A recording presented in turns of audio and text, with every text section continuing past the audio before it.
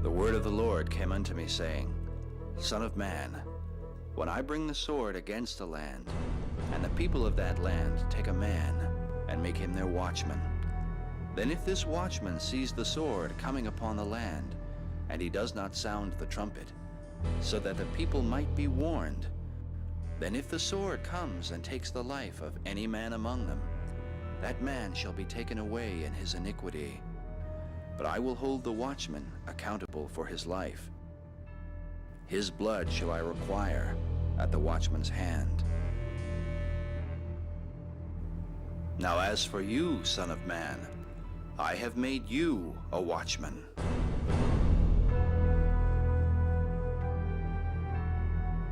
Therefore hear the words from my mouth, and give them warning from me. If I say to the wicked man, O wicked man, you shall surely die, and you do not speak to warn him, that he might turn from his wicked way to save his life, that same wicked man shall die in his sin, but his blood shall I require at your hand.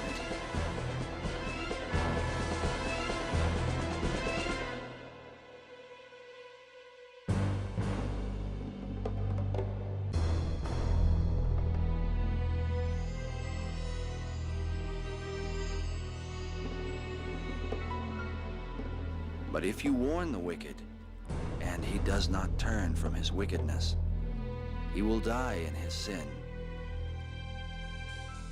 But you, O Son of Man, shall have delivered your soul.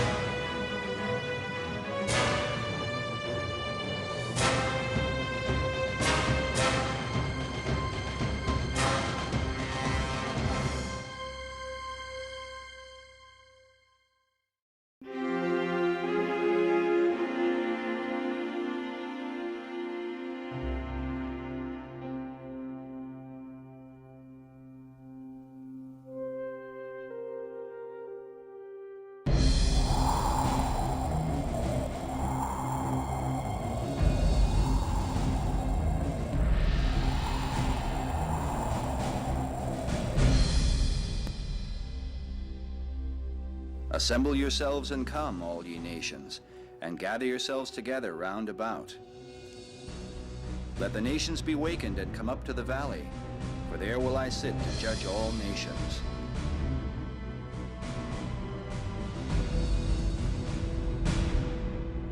Multitudes, multitudes, in the valley of decision, for the day of the Lord is near in the valley of decision.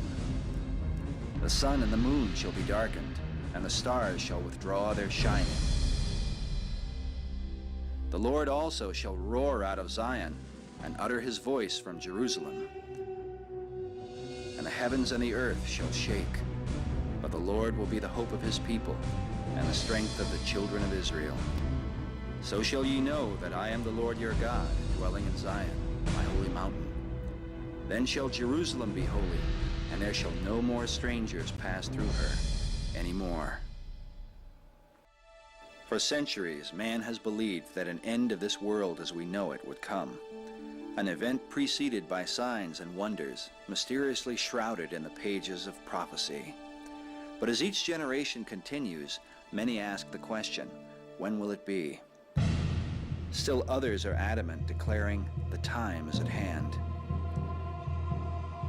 Bible researchers say that Armageddon is near, and the signs of its happening are increasing every day. Scholars point from the Bible to the newspapers and claim to witness the fulfillment of words scrawled on parchment long ago. But what are they finding? Some say the world is coming together as one, and that this one world will mark the beginning of the end. Man is going back to the Tower of Babel, where all the peoples of the earth were of one speech, and so nothing which they imagined to do would be withheld from them. Man is to unify and build his own stairway to heaven.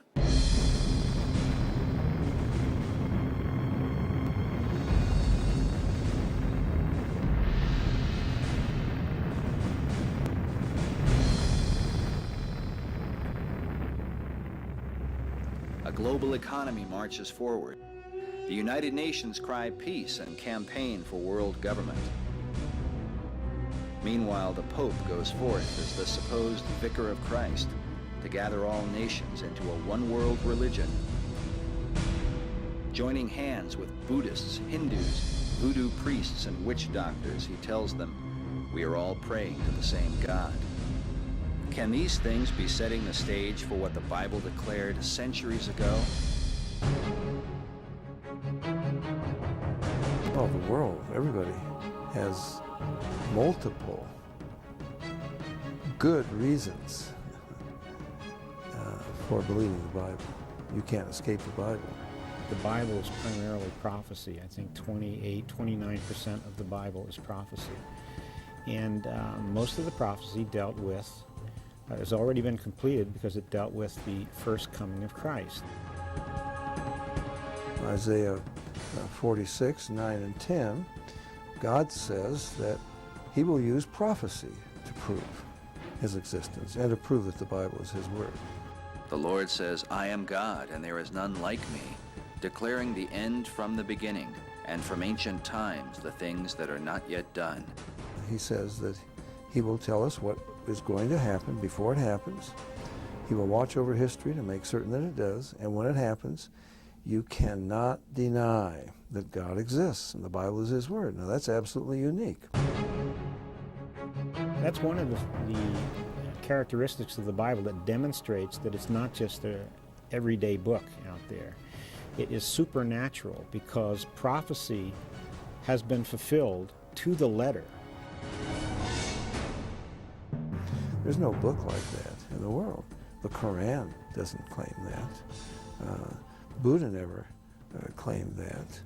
You know, you won't find it in the Bhagavad Gita, the Ramayana, the Mahabharata, the Hindu Vedas. You name any religious book in the world, the sayings of Confucius or Buddha or whoever it is, there are no prophecies. These are not cheap psychic predictions. These are world-shaping, history-making, world-shaking events that have in fact made the history of this world, that the whole world has witnessed their fulfillment, and they were prophesied centuries, some of them thousands of years before they happened, and you just can't explain it away. Anybody who's a skeptic about this, all they have to do is look to the prophecies dealing with the coming of the Messiah, the first coming, and it lays it all out specifically, where he was going to be born, how he was going to die, just things that no individual, no human being could make up. Well, if all the prophecies of the first coming of Christ have all been fulfilled to the letter, then we could say with great confidence that the other prophecies that are yet to be fulfilled will be fulfilled. Researchers all over the world put faith in the prophecies of the Bible.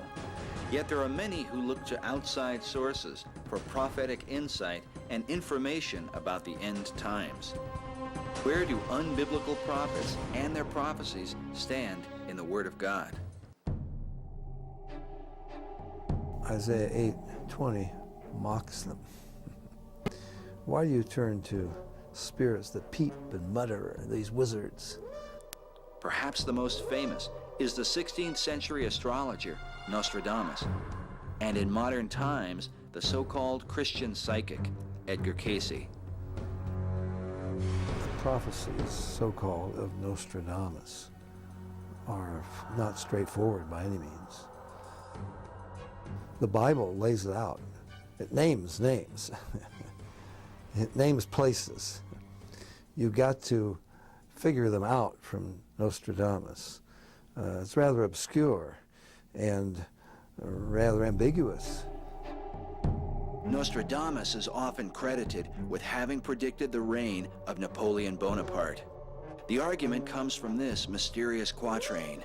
In the third month, the sun rising, the boar and the leopard meet on the battlefield.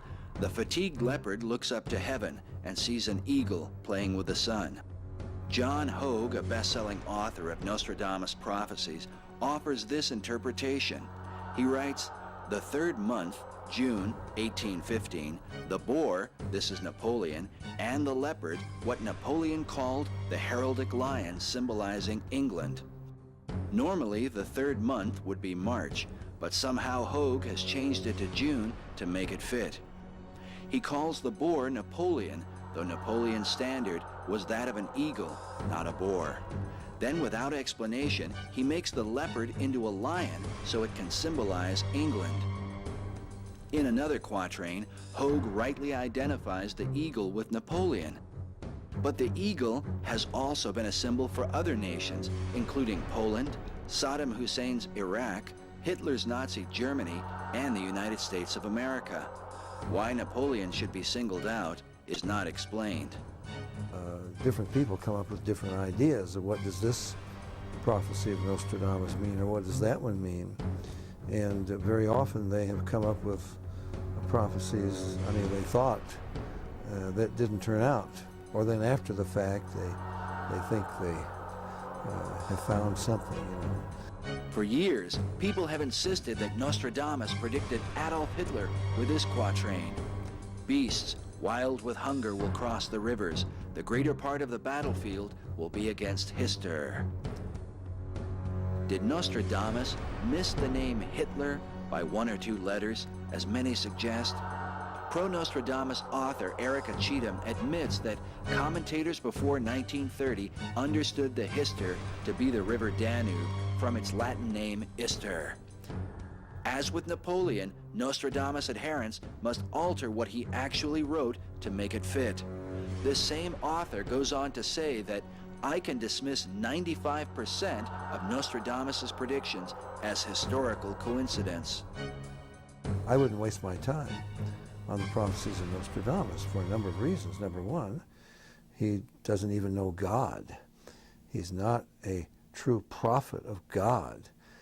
God does not speak through him. In the Bible, this is the claim they make. More than 50 times, Ezekiel, for example, says, "The word of the Lord came unto me, saying." They are laying it out. They're telling you very clearly that God is speaking through them. Nostradamus doesn't say that. In contrast to biblical prophets, Nostradamus used a form of divination known among witches as scrying. An encyclopedia on witchcraft today defines scrying as concentrating on an object until visions appear. It goes on to say that scrying has been practiced by magicians and witches through the ages. Among the purposes of scrying are predictions of the future. The object on which to concentrate is usually a shiny, smooth surface, such as the crystal ball used by gypsy fortune tellers.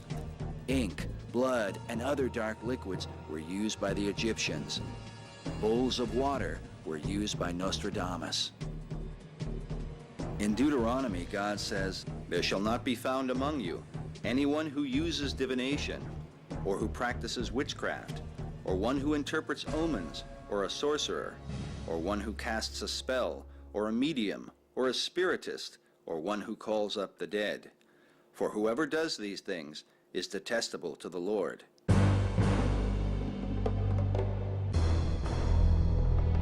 Nostradamus, by his own admission, seemed to know that his practices were condemned. The Nostradamus Encyclopedia says, quote, "He, Nostradamus, indicates how it is possible for the diviner to open the mind to divine inspiration.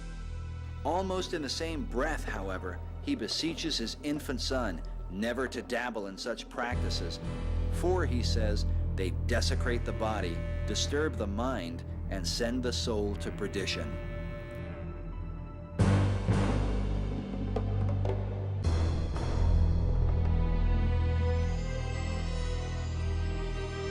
Edgar Casey came to believe, well, he was a Presbyterian Sunday school teacher at one point. He got into this through hypnosis. He had a throat ailment and was healed of it by a hypnotist. And then he began to put himself under self-hypnosis, and then he began to get these visions in that state. He was in an altered state of consciousness, and he got his information, he said, from the information. That was what he called it, the information. This was not God telling him this. Well, he would put his hand over the third eye and go into this trance, and they would bring names of people and addresses and so forth, and he would say, "Yes, I see the body." And now he could even describe this person miles away. So that was very impressive. But one day when he came out of his trance, they told him that he had been talking about someone who had been reincarnated. Well, he hadn't believed in reincarnation. In fact, it's not biblical. The Bible says it's appointed unto man once to die. But he abandoned what the Bible said because this information that he was getting in this altered state said reincarnation was a true event, okay? Casey would go on to teach the reincarnation of biblical characters, including Jesus himself. He taught that Jesus was the reincarnation of Joshua in Shiloh, Joseph in the court of Pharaoh, Melchizedek as he blessed Abraham, Enoch as he warned the people, and Adam as he listened to Eve. Casey taught that Christ is not a man, though the Bible says that there is one mediator between God and men, the man Christ Jesus, and warns that every spirit that does not confess that Jesus Christ is come in the flesh is not of God. Pro-Casey author John Van Auken tells us that obviously Casey's perspective on Jesus Christ is much different from the church's. When he set aside his outer self and lifted his deeper mind into the universal consciousness, a new perspective on Jesus Christ came through him to us. The Apostle Paul warned, "I fear lest by any means, as the serpent beguiled Eve through his craftiness, so your mind should be corrupted from Christ. For if he that cometh preaches another Jesus, whom we have not preached, you might well bear with him." There are, I think, 7 marks of a false prophet in the Bible. Deuteronomy 13, you have the first one. It says if a prophet or a dreamer of dreams gives you a sign and it comes to pass. So, even a false prophet can say things that happen, but he leads you astray after other gods. That's the number 1 mark. what he says does not measure up to the Bible. What he says does not lead you to the true God of prophecy in correlation with all of the other prophecies, but it leads you after another God, okay? Number one, no matter how impressive it may be. You shall not listen to the words of that prophet or that dreamer of dreams, for the Lord your God is testing you to know if you love the Lord your God with all your heart and with all your soul. So that's the first criteria. And Nostradamus never led anybody to the true God. Edgar Cayce claimed to be a Christian, and he was led astray by his information, was led away from the true God, away from the Bible. So again, no matter how impressive he was, he led you astray after other gods. The second criteria for a false prophet, Deuteronomy 18, he says something, anything that doesn't come to pass, he is not a prophet of God, okay? This is what the Bible says, and it's logical. You may say in your heart, how will we know the word which the Lord has not spoken? When a prophet speaks in the name of the Lord, if the thing does not come about or come true, the Lord has not spoken. The prophet has spoken it presumptuously. You shall not be afraid of him. Nostradamus and Edgar Cayce were not always vague. Among many failed prophecies was the Nostradamus prediction that a great king of terror would appear in the sky in 1999. The Nostradamus faithful taught that this would mark the beginning of World War III and the appearance of Antichrist. While interpretations of this prophecy vary, it is today clear that no such event took place. Pro-Nostradamus author Erica Cheatham actually admits that Nostradamus' powers, quote, certainly sometimes let him down in the prophecies. Meanwhile, Edgar Cayce prophesied that the lost city of Atlantis would rise from the ocean in 1968 or 1969. He also prophesied that by 1998, Los Angeles and San Francisco would be destroyed by earthquakes, while much of Japan would be submerged in water. Despite such overwhelming failures, many researchers continue to insist that because such prophets seem partly accurate, their prophecies should be considered.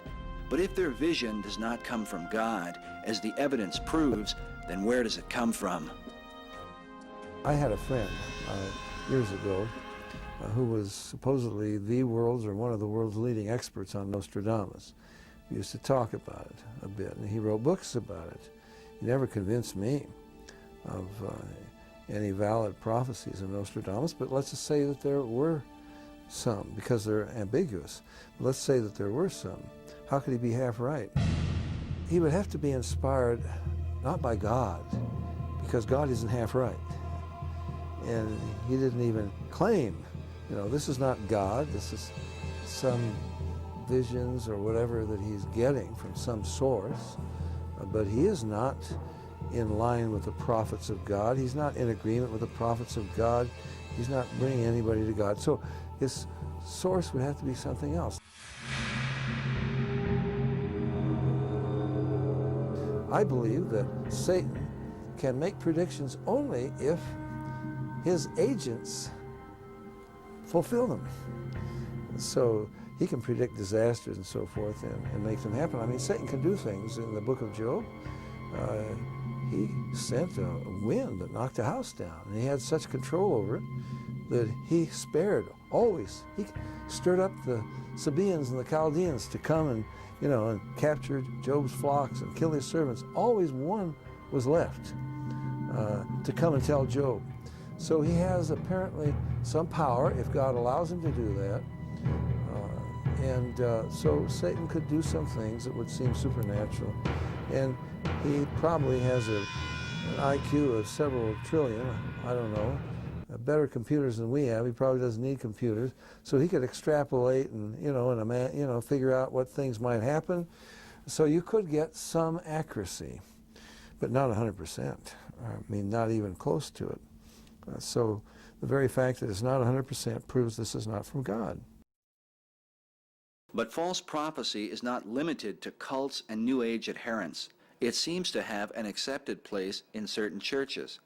Rick Joyner, a self-professed prophet who has written books about his repeated visions of Jesus Christ, countless angels, the armies of hell, and the devil himself, actually contends against the warning in Deuteronomy.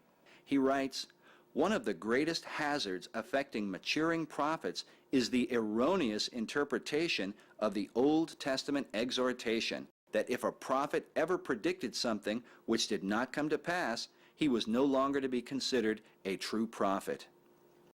Joyner's defense for false prophecy is that no one could step out in the faith required to walk in his calling if he knew that a single mistake would ruin him for life. He supports the notion that the general level of prophetic revelation in the church was about 65% accurate. Some are only about 10% accurate. A very few of the most mature prophets are approaching 85 to 95% accuracy. Prophecy is increasing in purity, but there is still a long way to go. This is actually grace for the church now, because 100% accuracy in this ministry will bring a level of accountability to the church which she is too immature to bear at this time.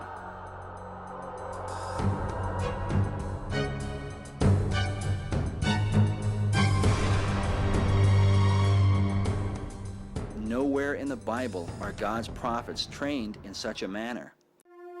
The prophet Samuel was called by God as a boy, but the scripture tells us that Samuel grew and the Lord was with him, and did let none of his words fall to the ground. God's warning seems clear. The prophet that shall presume to speak a word in my name, which I have not commanded him to speak, or who shall speak in the name of other gods, even that prophet shall die.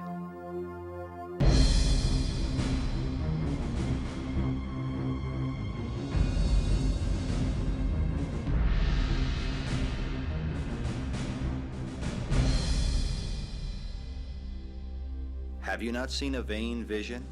And have you not spoken a lying divination? Therefore, thus says the Lord God, because you have spoken falsehood and seen a lie, therefore, behold, I am against you, declares the Lord. My hand will be against the prophets that see vanity and that divine lies. They shall not be in the assembly of my people, neither shall they be written in the writing of the house of Israel. And ye shall know that I am the Lord God.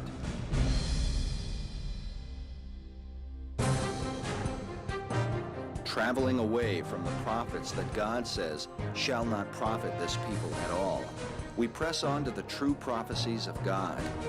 As Daniel declared, there is a God in heaven who reveals secrets and makes known what shall be in the latter days. Nearly 2,000 years ago, the Apostle John received a vision of the end of the world. Jesus said to him, "Write the things which thou hast seen, and the things which are, and the things which shall be hereafter." He said, "I, Jesus, have sent mine angel to testify to you these things in the churches." And so John begins his book saying, "Blessed is he that readeth, and they that hear the words of this prophecy, and keep those things which are written therein, for the time is at hand." Certainly the book of Revelation is the premier source of information about the last days. In the midst of many visions, John witnessed something that has intrigued Bible scholars for centuries. A one-world empire that would come to power in the last days. An empire ultimately ruled by one man. I think the clearest evidence in the Bible, probably the books Revelation and Daniel speak to it most specifically, but I think Revelation 13 is indisputable as far as every nation, kindred, and tongue worshiping the beast, nobody being able to buy or sell. He causes all, the small and the great, the rich and the poor, the free and the bond. John describes a mysterious figure called the Beast, a man who will be the one-world ruler. We find in the book of Daniel that his empire will rule the world. And we also find that in the book of Revelation, that Every nation, kindred, and tongue is subject to him, and nobody can buy or sell without his mark. And power was given him over all kindreds and tongues and nations. This beast is supported by a second beast known as the false prophet, who compels all the world to worship the beast. And he causes all, both small and great, rich and poor, free and enslaved, to receive a mark in their right hand or in their foreheads, and that no man might buy or sell except he that had the mark or the name of the beast or the number of his name. Here is wisdom. Let him that hath understanding count the number of the beast, for it is the number of a man, and his number is 666. That passage describes a global government, absolute dictatorship, a global economy.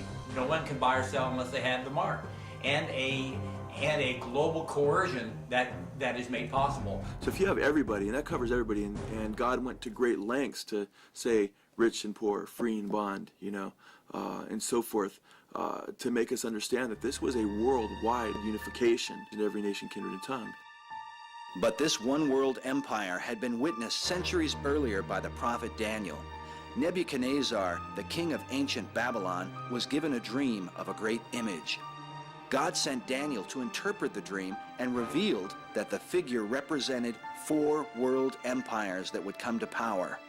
Daniel is a remarkable book, and it has a lot to say about the last days. Truthfully, I find much of what Daniel says very difficult, not in the category of Nostradamus, because it's saying something very definite, but I find it difficult to understand exactly what it's saying. Now, much of what it says is very clear, even in its symbology. For example, the image that Nebuchadnezzar saw. When Daniel interpreted the dream, he said, "You, O king, saw, and behold, a great image. This image's head was of fine gold, his breast and his arms of silver, his belly and his thighs of brass, his legs of iron, his feet part of iron and part of clay. You saw till a stone was cut without hands, which smote the image upon his feet that were of iron and clay, and broke them to pieces. Then was the iron, the clay, the brass, the silver, and the gold broken to pieces together, and became like the chaff. And the wind carried them away, that no place was found for them. And the stone that smote the image became a great mountain, and filled the whole earth." Daniel went on to explain the vision, saying, "This is the dream, and we will tell the interpretation thereof." He revealed that the first kingdom was Babylon itself, under Nebuchadnezzar. He said, "You, O king, are a king of kings. You are this head of gold." Daniel went on to describe the future empire, saying, "And after you shall arise another kingdom inferior to you, and another third kingdom of bronze, which shall rule over all the earth. And the fourth kingdom shall be strong as iron, forasmuch as iron breaks in pieces and subdues all things. So it is that this fourth empire is to subdue all the earth." But Daniel continued, saying, "And as the toes of the feet were part of iron and part of clay, so the kingdom shall be partly strong and partly broken. And in the days of these kings shall the God of heaven set up a kingdom which shall never be destroyed. And the kingdom shall break in pieces and consume all these kingdoms, and it shall stand forever. The great God has made known to the king what shall come to pass hereafter, and the dream is certain, and the interpretation of it sure." In time, Nebuchadnezzar was lifted up in pride, and God humbled him by giving him the heart of a beast and driving him from his kingdom. When 7 years had passed, Nebuchadnezzar learned his lesson and was restored. After him came his son, Belshazzar, who held a great feast. In his folly, King Belshazzar brought out the sacred vessels of the God of Israel and drank wine from them while praising other gods. The Bible says that in the same hour came forth fingers of a man's hand and wrote upon the wall of the king's palace. The king was terrified and called for his astrologers and wise men to read the strange writing, but none could do so. So the queen suggested he send for the prophet Daniel. When Daniel arrived, he said, "O thou king, The Most High God gave Nebuchadnezzar your father a kingdom and majesty and glory and honor. But when his heart was lifted up and his mind hardened in pride, he was deposed from his kingly throne, and they took his glory from him. And you, his son, O Belshazzar, have not humbled your heart, though you knew all this, but have lifted up yourself against the Lord of heaven. And they have brought the vessels of his house before you, have drunk wine from them, and you have praised the gods of silver and gold. And the God in whose hand your breath is, you have not glorified. Then Daniel said, this is the interpretation of the thing. God has numbered your kingdom and finished it. You are weighed in the balances and found wanting. Your kingdom is divided and given to the Medes and the Persians. That night, Belshazzar was slain, and so it was that the second kingdom, represented by the chest and 2 arms of silver, was the Medo-Persian Empire under Cyrus the Great, who conquered Babylon in 539 BC. God had even named Cyrus about 2 centuries before his birth in the book of Isaiah. God says of him, Cyrus, he is my shepherd and shall perform all my pleasure, saying to Jerusalem, thou shalt be built, and to the temple thy foundation shall be laid. In fulfillment of God's prophecy, Cyrus was responsible for the return of the Jews to Jerusalem and for the rebuilding of the temple. His kingdom continued for nearly 200 years until the coming of Alexander the Great, the king of Greece, the third empire symbolized by the belly and thighs of brass.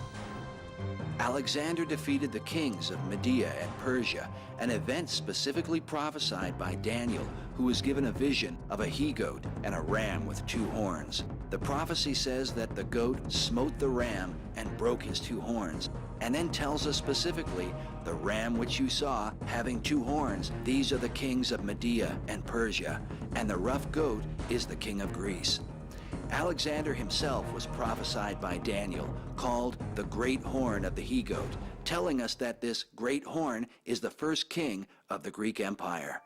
The scripture says the goat became very great, but at the height of his power, the great horn was broken, and for it came up 4 notable horns toward the 4 winds of heaven. In fulfillment of God's prophecy, when the Greek Empire had conquered most of the civilized world, Alexander, the Great Horn, at the height of his power, was broken off and died suddenly of a fever at the young age of 33. The 4 notable horns that came up afterward were Alexander's 4 generals, who divided the kingdom amongst themselves. Daniel went on to prophesy that Alexander's kingdom would be broken and be divided, though not to his own descendants. For his kingdom shall be plucked up and given to others besides them. After Alexander's death, we read, Philip, his half-brother, Alexander II, his legitimate son, and Hercules, his illegitimate son, were all 3 murdered, and Alexander's 4 generals took over.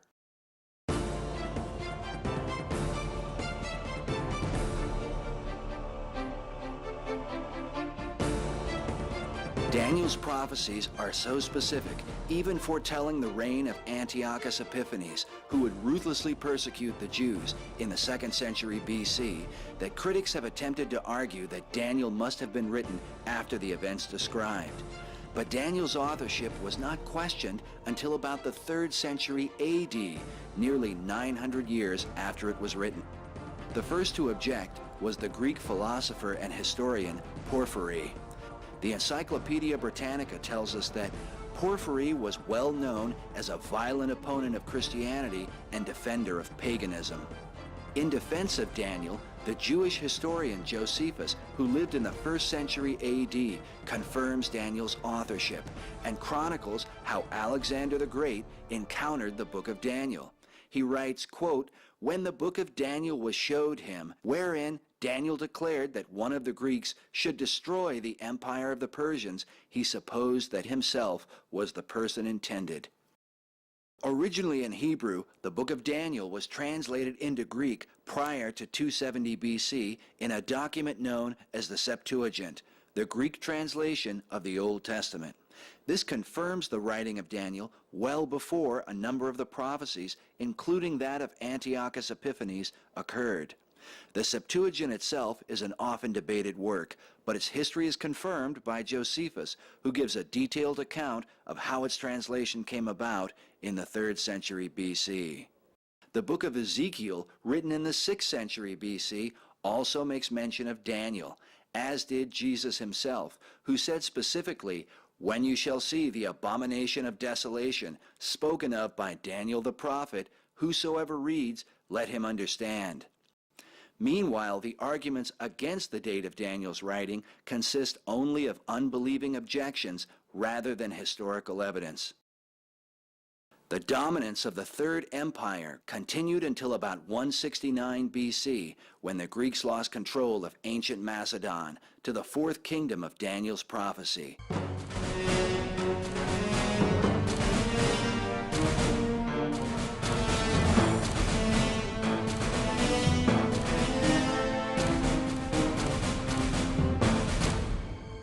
The history of Rome's origin is cloaked in mystery. According to legend, the city was founded by the twins Romulus and Remus in 753 BC. The twins were the illegitimate sons of Mars, the god of war, who raped a Vestal virgin while she slept. When the twins were outcast, they were suckled by a she-wolf, an event commemorated in many Roman images. Another version of the story tells of a shepherd finding them and taking them to his wife, a former prostitute. Part of the mystery of these accounts comes from the use of the word looper, which in Latin means both she-wolf and prostitute, or harlot. In time, the twins would found the city of Rome, named after Romulus, who would murder his brother Remus in a quarrel and become Rome's first king.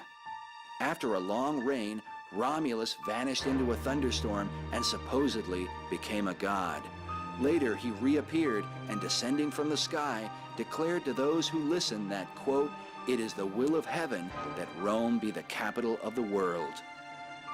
Centuries later, when Rome went from being a republic to a world empire, it was said of her first emperor, Augustus, that he subjected the whole wide earth to the rule of the Roman people. Though mightiest of the four, God's prophecy makes it clear that this fourth kingdom would be divided, a division symbolized by the feet, part of iron and part of clay. Yet some scholars find an earlier division in the two legs of iron. The Roman is depicted by the two legs of this image, and the Roman Empire was indeed split in two, just as that image foretold. The eastern leg of the old Roman Empire. In other words, up till recently, you know, a lot of the prophecy buffs have been looking at the old Roman Empire and looked at Europe and drew this nice little circle around Europe and said, well, you know, it's going to come from one of these countries. Well, what most people forget is that Rome had an eastern leg, and that was the Byzantine Empire, Constantinople, until it fell, I think, 14-something or other to the Turks, became Istanbul. It was split in two in 1054 AD when the Pope in Rome excommunicated Michael Cerularius, the Patriarch of Constantinople, and it was split between Roman Catholicism in the West, Eastern Orthodoxy, Greek and Russian and so forth Orthodoxy in the East. So it was split religiously at that time. It had already been split in 330 AD when Constantine moved his headquarters to Constantinople. You had this whole thriving civilization for, you know, over 1,000 years. That was the Eastern Empire, and didn't break down really until, you know, the Muslims finally took it over.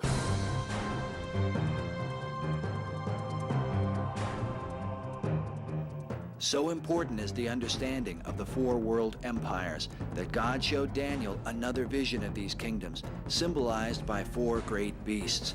The four beasts parallel the four dimensions of the statue in Nebuchadnezzar's dream. All four beasts are history. There have been four world empires: the Babylonian, the Medo-Persian, the Grecian, and the Roman.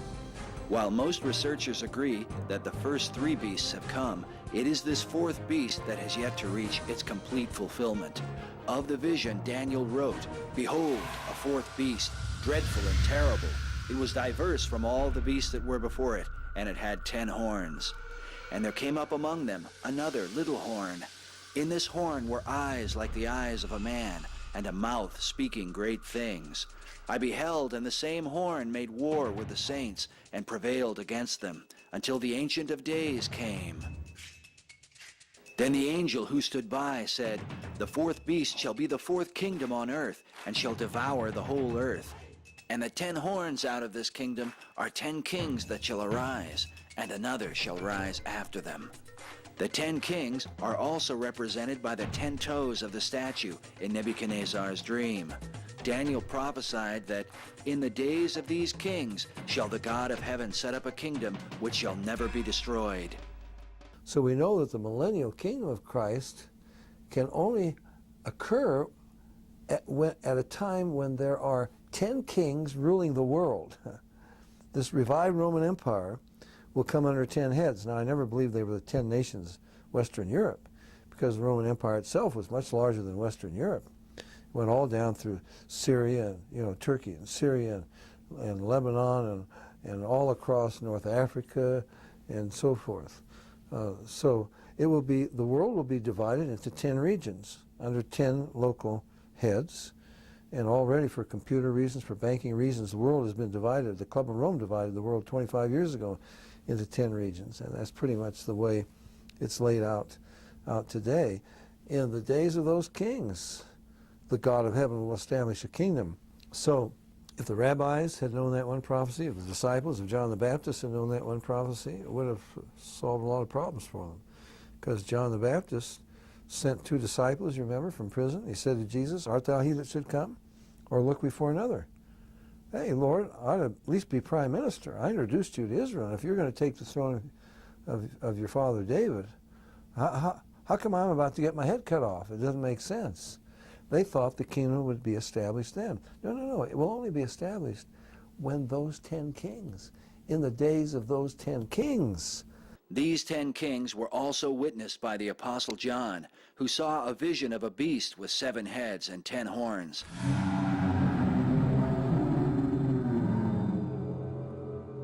The angel said to him, The 10 horns which you saw are 10 kings. These have one mind, and shall give their power and strength unto the beast.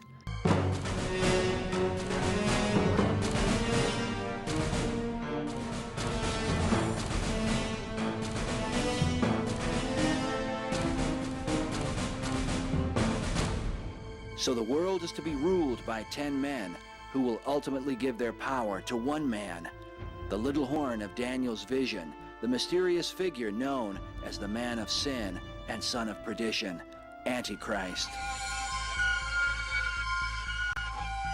There are some people who say, well, the Antichrist will be somebody from the past like Hitler or Genghis Khan or, who knows what, resurrected. No, Satan cannot resurrect anybody. He does not have that power.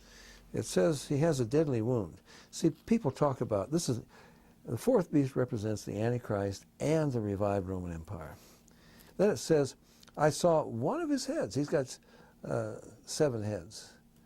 I saw one of his heads, as it were, wounded to death, and his deadly wound was healed, and all the world wondered after the beast. So this is not a resurrection. The beast has never been killed. You could read your history. I don't know much about history, but I read a little bit of history, and I can tell you, that all down through history, all the great families in Europe, they've all dreamed of the revival of the Roman Empire. This empire has never been dead. It was wounded, as it were, to death, but the deadly wound was healed. This is a healing, not a resurrection. And all the world wondered after the beast, and they worshiped the dragon who gave power unto the beast. And they worshiped the beast, saying, Who is like the beast? Who is able to make war with him? The Bible says that all that dwell upon the earth shall worship him, whose names are not written in the book of life of the Lamb.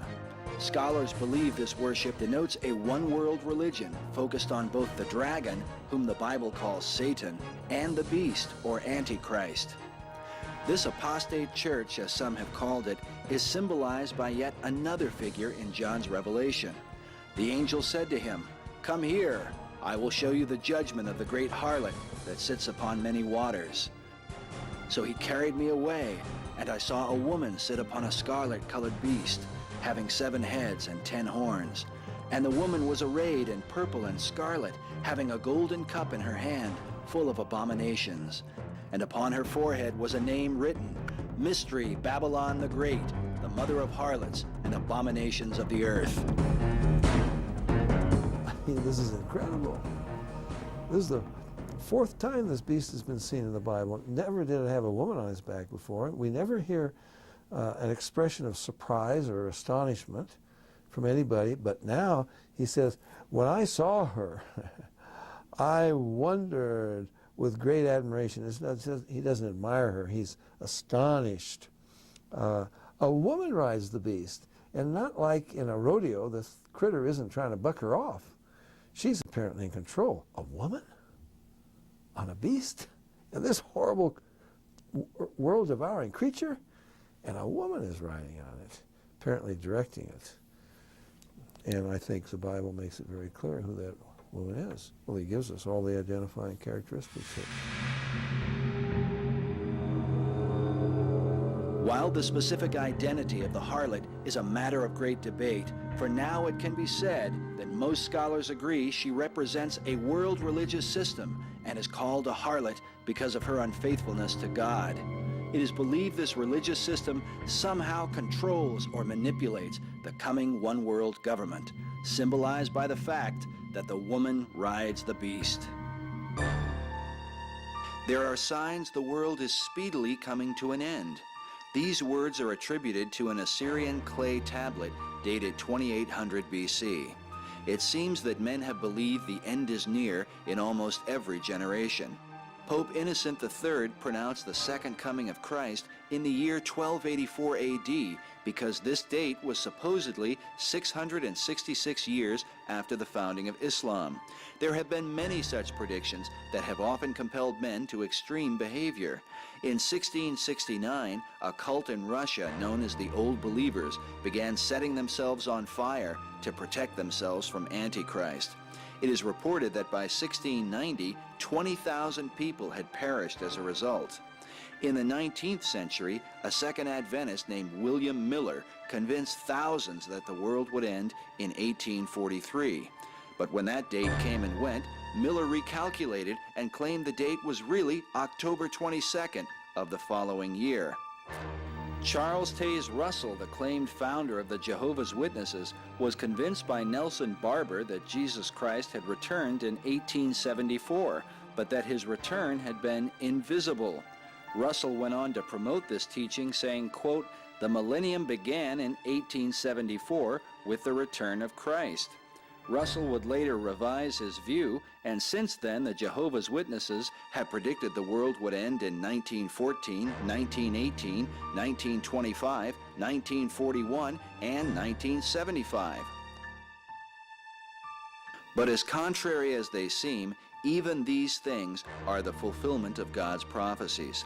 Jesus said, "Take heed that no man deceive you, for many shall come in my name, and shall deceive many. False prophets shall rise," he said. "Behold, I have told you before." The Lord said that of that day and hour knows no man. Some have taken this to mean that Christians need not pay attention to Bible prophecy.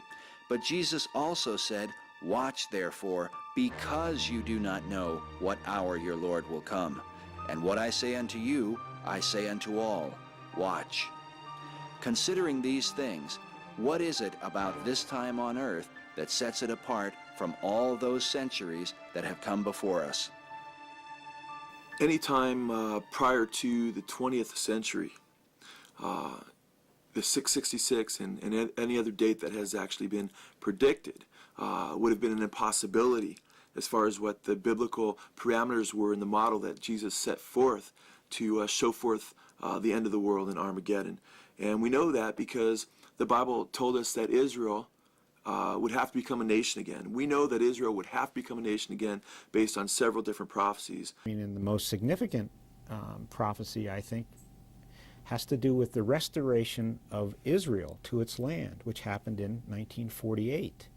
Right after World War II, you had this great influx of Jews who became later Israelis into the ancient homeland of Israel after 2,000 years of diaspora. 2,000 years, almost.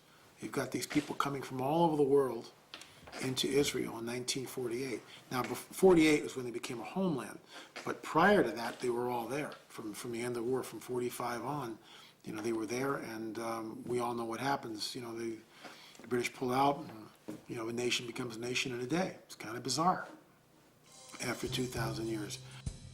Some have considered that certain prophecies concerning the return of the Jews to the Promised Land may have been fulfilled when they returned from their ancient captivity in Babylon under Nebuchadnezzar. Yet centuries after this return, Jesus prophesied that they would be scattered again in fulfillment of further prophecies. Jesus foretold of the destruction of Jerusalem and the scattering of the Jews, an historic event now known as the diaspora that would occur in 70 AD. He spoke of the days of vengeance, that all things which are written may be fulfilled.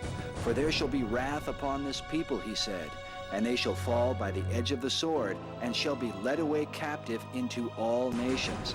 And Jerusalem shall be trodden down by the Gentiles, until the times of the Gentiles be fulfilled. When he brought them into the land, he warned them, if they disobeyed his voice, he would cast them out, not just next door.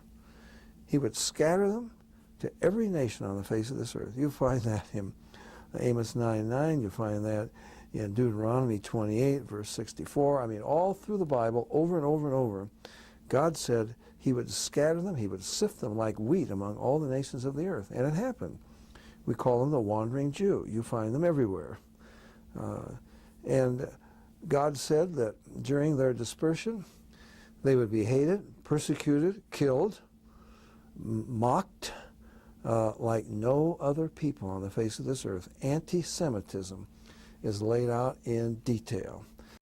In the Old Testament, God said to the children of Israel, "It shall come to pass, if you will not hearken to the voice of the Lord your God, that all these curses shall come upon you."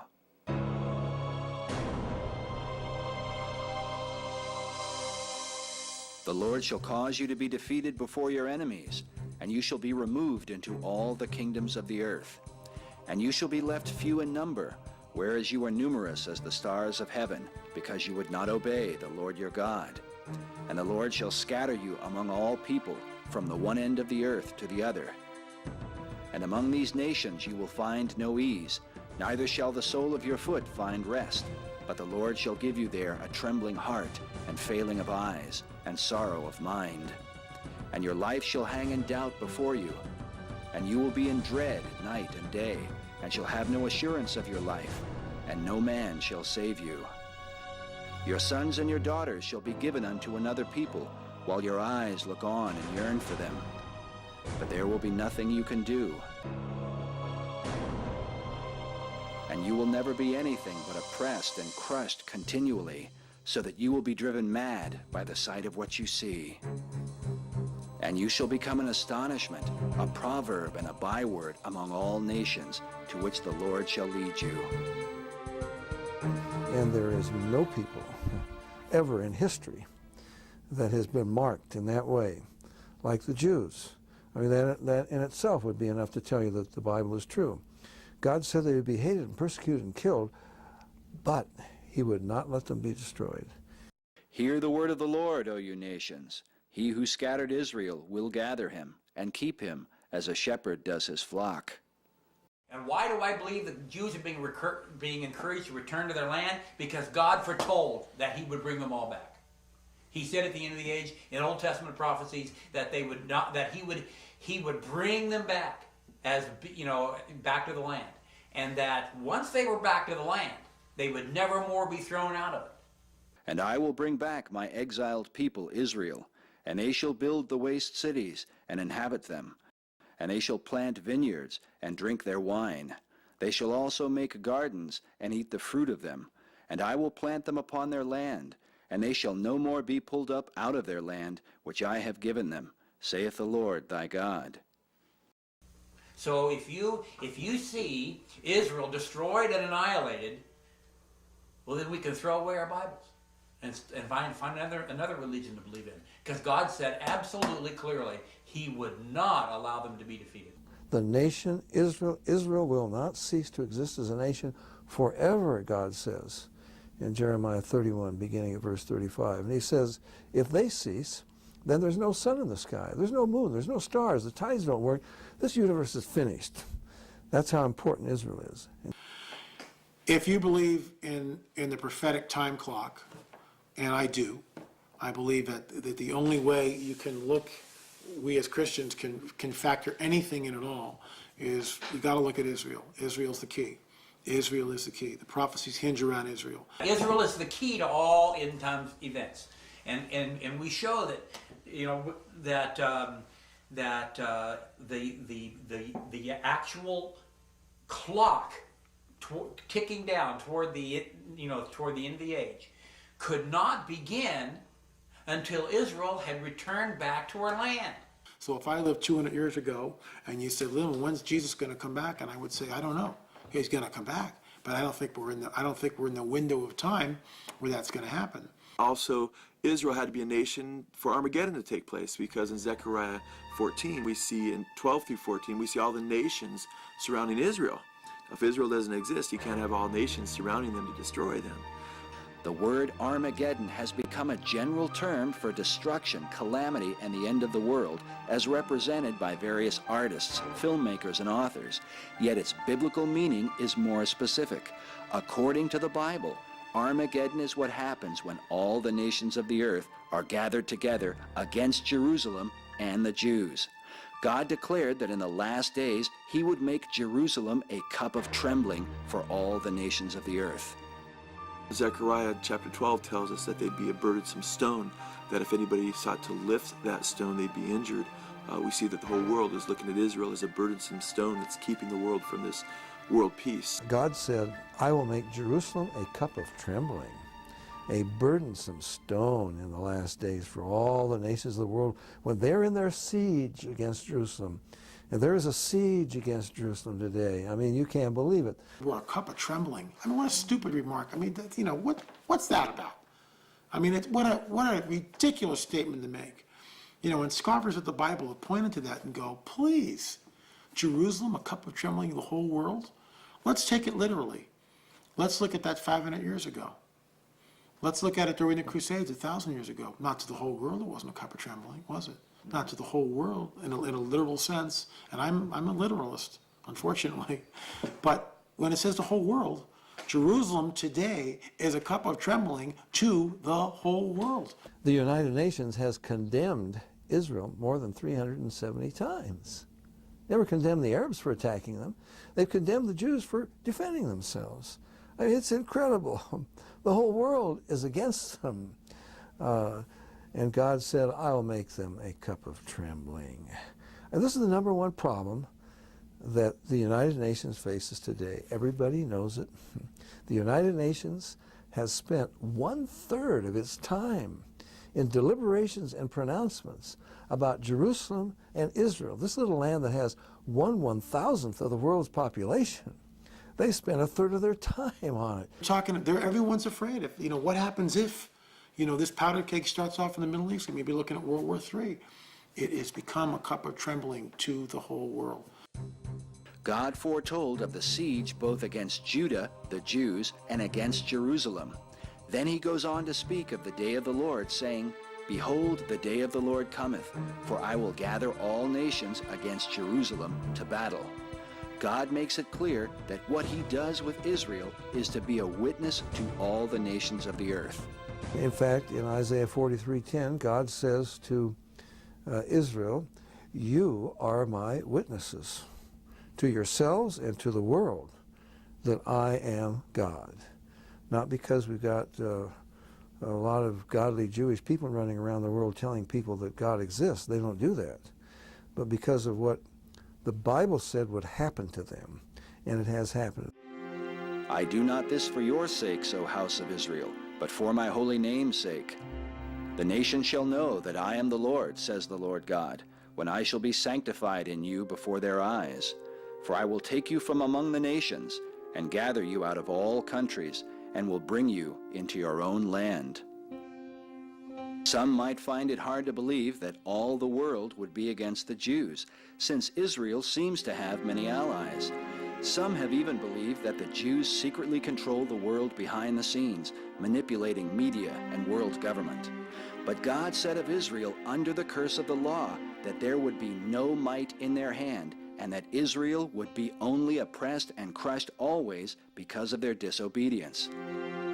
Can it be that in a mere half-century since the rebirth of Israel as a nation, that the Jews have overthrown all the ancient institutions of the world? Such allegations of a Jewish conspiracy were also propagated by Adolf Hitler and his Nazi party prior to the Holocaust. But this conspiracy for Israel's destruction is clearly mentioned in the Bible. The psalmist writes, "Keep not silence, O God, for lo, your enemies have taken crafty counsel against your people. They have said, Come, and let us cut them off from being a nation, that the name of Israel may be no more in remembrance. They have consulted together with one consent." The psalmist then names the Arab nations of the ancient world, including the Philistines, from where we get the name Palestinian. Is it any wonder that the leader of the modern Palestine Liberation Organization, Yasser Arafat, has openly declared, quote, "Peace for us means the destruction of Israel and nothing else." But this desire is not confined to the Arabs, despite outward appearances. In 1994, John Loftus and Mark Ahrens, two secular authors, published their best-selling controversial work, The Secret War Against the Jews. Based upon 12 years of research, having interviewed more than 500 former officers of the intelligence community, the opening line of the introduction reads, quote, "The major powers of the world have repeatedly planned covert operations to bring about the partial or total destruction of Israel." Meanwhile, the publisher includes this review saying, quote, "The authors demonstrate that numerous Western countries, especially the United States and Great Britain, have conducted repeated and willful spying missions on Palestine and later Israel over many decades. While on the surface these two countries and others profess to be ardent allies of Israel, they work in fact through their intelligence services to betray Israel's secrets to the Arabs. Their motive, oil and multinational profits, which must be attained at any price."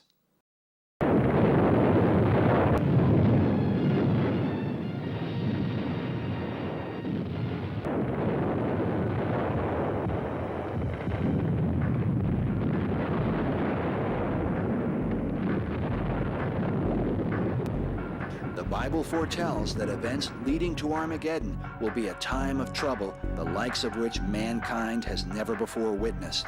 Jesus said, "For then shall be great tribulation, such as was not since the beginning of the world to this time, no, nor ever shall be. And except those days be shortened, there should no flesh be saved." That's an amazing prophecy. You couldn't wipe out all flesh with bows and arrows and swords and spears, the weapons that they had in that day. Not even with conventional bombs from World War II. But we live in a day when we have weapons so horrible. I mean, it is just beyond science fiction.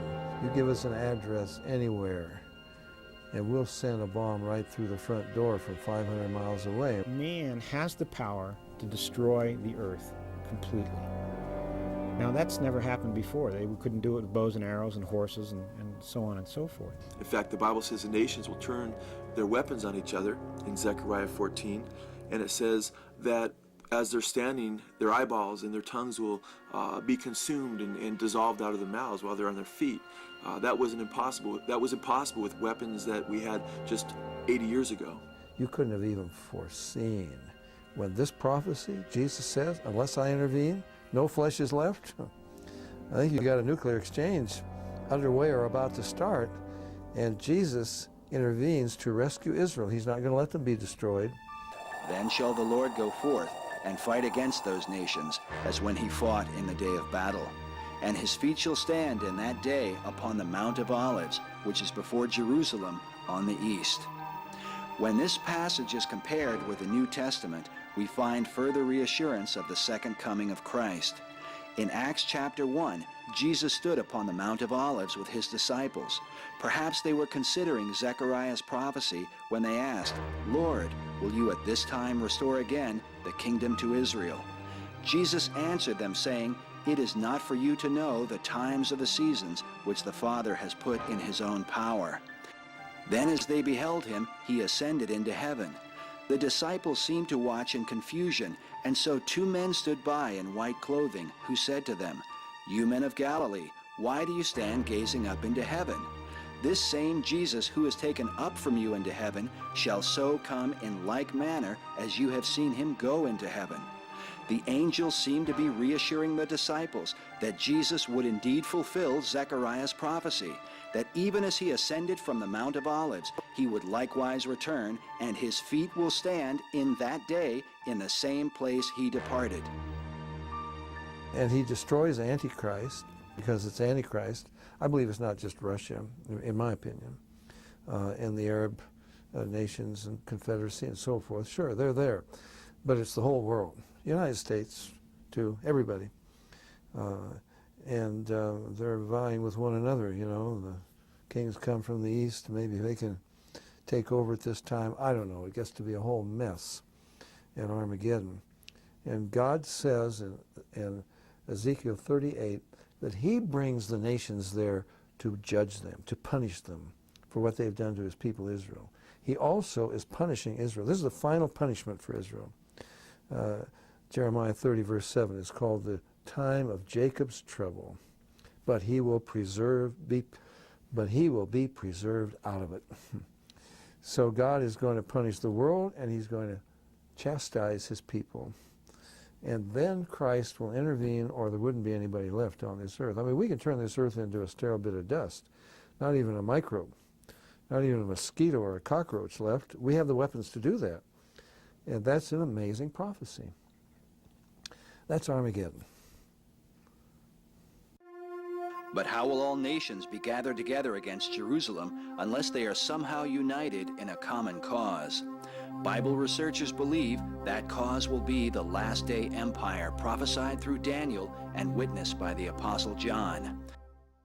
This empire will consist of a one-world government, a one-world religion, and a world economy, all united under a one-world leader, known in the Bible as Antichrist. And you can see it happening before your very eyes. This world church, really, the ecumenical movement, is going to be united with the world government. Now we also have a hierarchy of elitists who are steeped in the mystery religions, who want power. A very modern, a modern embodiment of that would be Hitler, who brought about the Second World War because he wanted power. He was in an occult mystery religion, and he believed that the Aryan super race could take over the world. That we're heading for a world government, there's no doubt that we're and that everything will be controlled with a number, that you won't be able to buy or sell and so forth. I mean, we have the computers today to do it. You couldn't have even imagined what that would mean 100 years ago. The Word of God says that the spirits, the demonic world, go forth to the kings of the world and gather them together for the battle of the great day of God Almighty, which in the Hebrew tongue is called Armageddon. So that these spirits had an objective, and it is to unite the world and bring the world against Christ in Armageddon. Why do the nations rage and the peoples imagine a vain thing? The kings of the earth set themselves, and the rulers take counsel together against the Lord and against his Christ. So we have got hundreds and hundreds and hundreds of organizations that are working, in a sense, networking with each other to bring about a religious philosophy that will ultimately usher in the Antichrist. So when the Bible talks about the man of lawlessness, a one world government, a one world religion, you can bank on it. World government has been declared by some of the greatest leaders and influential minds of the last century.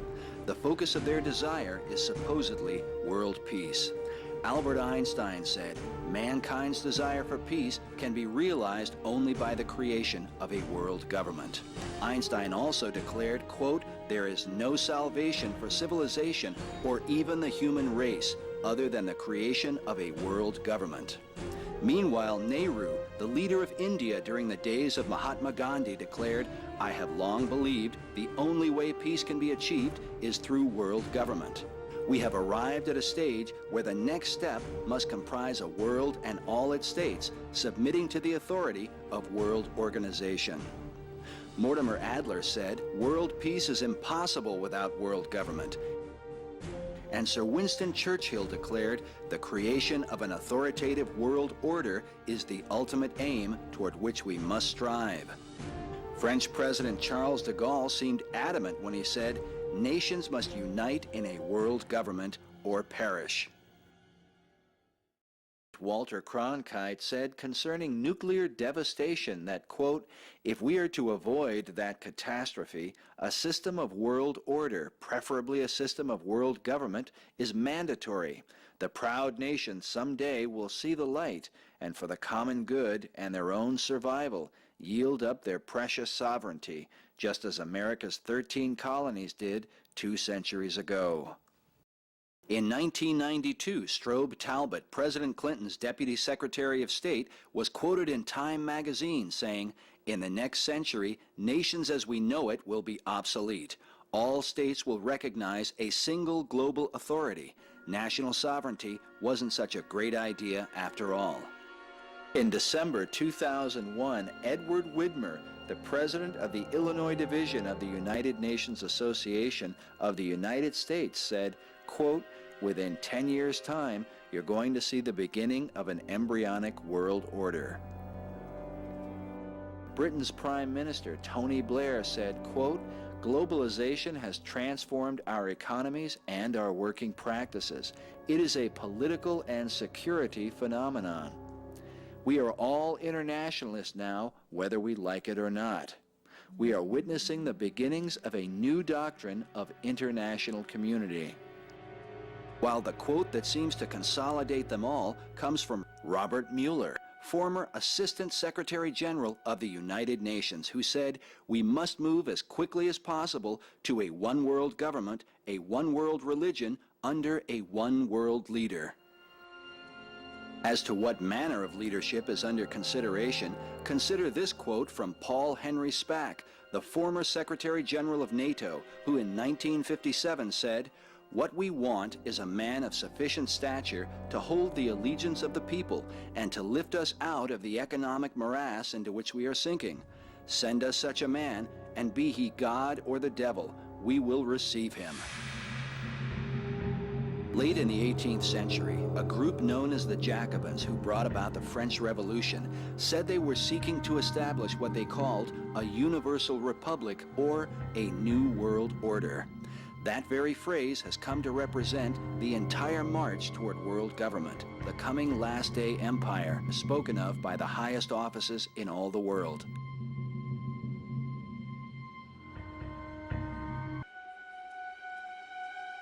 Robert Kennedy, the former U.S. Attorney General in 1967, said, all of us will ultimately be judged on the effort we have contributed to building a new world order.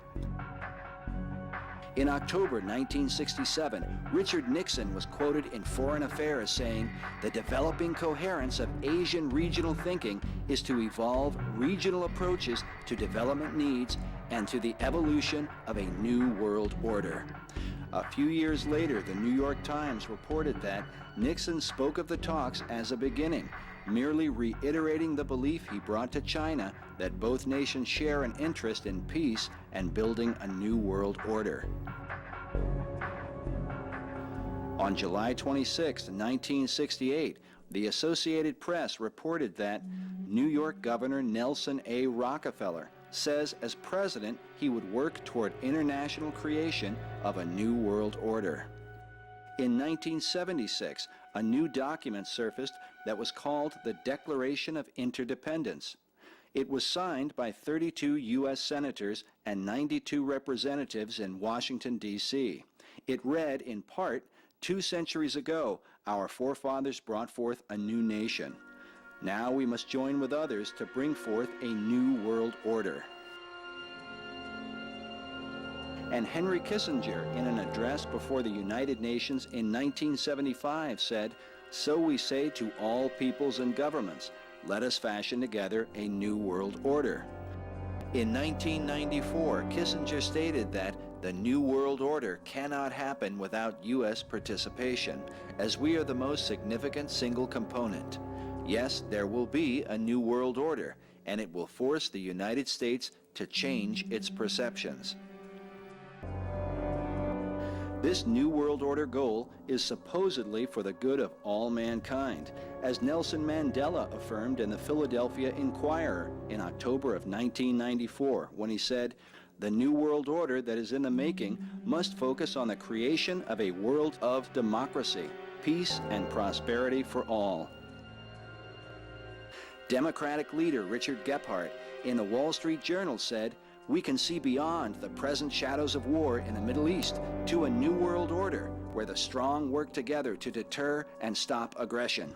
This was precisely Franklin Roosevelt's and Winston Churchill's vision for peace for the post-war period. Even President Mubarak of Egypt is quoted in the New York Times saying that the renewal of the Non-Proliferation Treaty was described as important, quote, "for the welfare of the whole world and the New World Order." Also, before the United Nations in 1979, Cuban dictator Fidel Castro said, "We must establish a new world order based on justice, on equity, and on peace." Mikhail Gorbachev, the former leader of the Soviet Union, made this rather disturbing association when he said, "We are moving toward a new world order, the world of communism. We shall never turn off that road." Perhaps most troubling of all is this quote from Adolf Hitler during the Second World War, who said, "National Socialism will use its own revolution for the establishing of a new world order."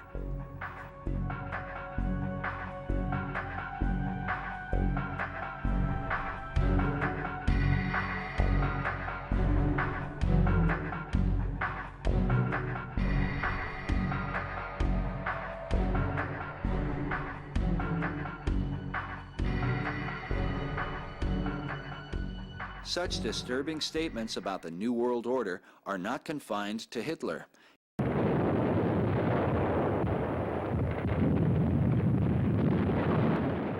Historian Walter Mills, writing about World War I, described the efforts of Colonel Mandell House, the chief advisor to President Wilson, speaking of his hidden motive for involving America in the war. He wrote, "The colonel's sole justification for preparing such a batch of blood for his countrymen was his hope of establishing a new world order of peace and security." The Bible says, "The day of the Lord will come just like a thief in the night. For while they are saying peace and security, then destruction will come upon them suddenly, like labor pains upon a woman with child, and they will not escape." The labor pains or birth pangs a woman suffers during childbirth come suddenly, but not all at once.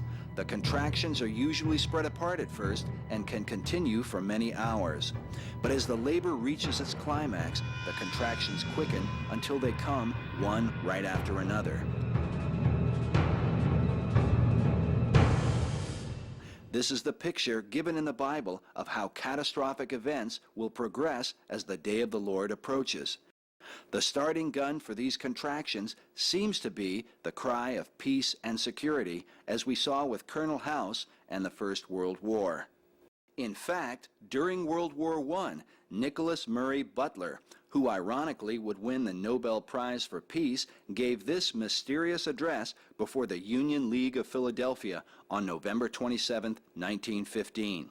He said, "The old world order died with the setting of that day's sun, and a new world order is being born while I speak, with birth pangs so terrible that it seems almost incredible that life could come out of such fearful suffering and such overwhelming sorrow."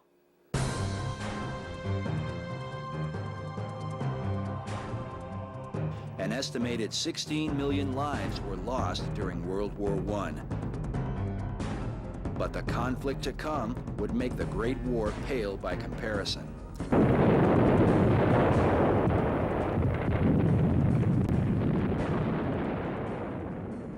While the numbers vary, it is now estimated that some 50 million lives were lost as a result of World War II, a birth pang which began with a similar declaration of peace for the sake of security. British Prime Minister Neville Chamberlain met with Adolf Hitler in 1938 to draft the Munich Accord for the purpose of supposedly providing security for Czechoslovakia and to assure the peace of Europe. Chamberlain arrived back in London with this historic announcement. This morning, I had another talk with the German Chancellor, Herr Hitler. And here is the paper which bears his name upon it as well as mine. We regard the agreement signed last night and the Anglo-German naval agreement as symbolic of the desire of our two peoples never to go to war with one another again.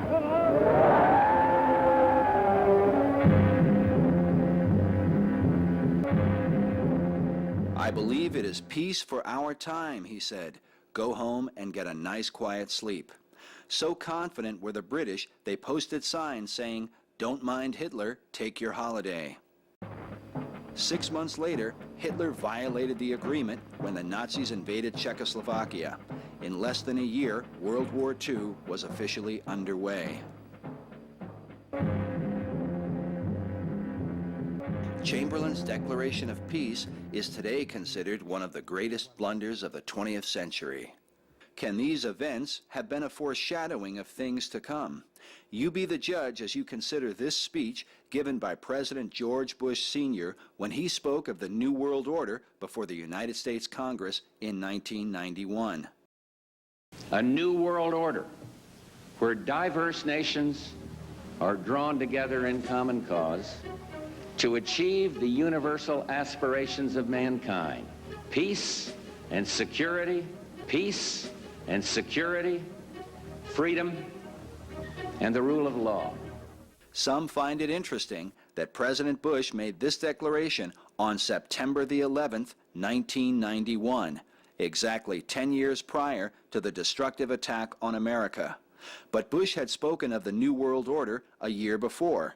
Concerning the crisis in the Persian Gulf, he said, "Out of these troubled times, a new world order can emerge." These words he spoke on September the 11th, 1990, 11 years prior to America's tragedy. Can all these things be merely coincidence? And why would world government and a desire for peace and security bring about destruction? Jesus said, "My peace I give unto you, not as the world gives, give I unto you." Can it be that the world peace pursued by kings and rulers is somehow contrary to the peace of Christ?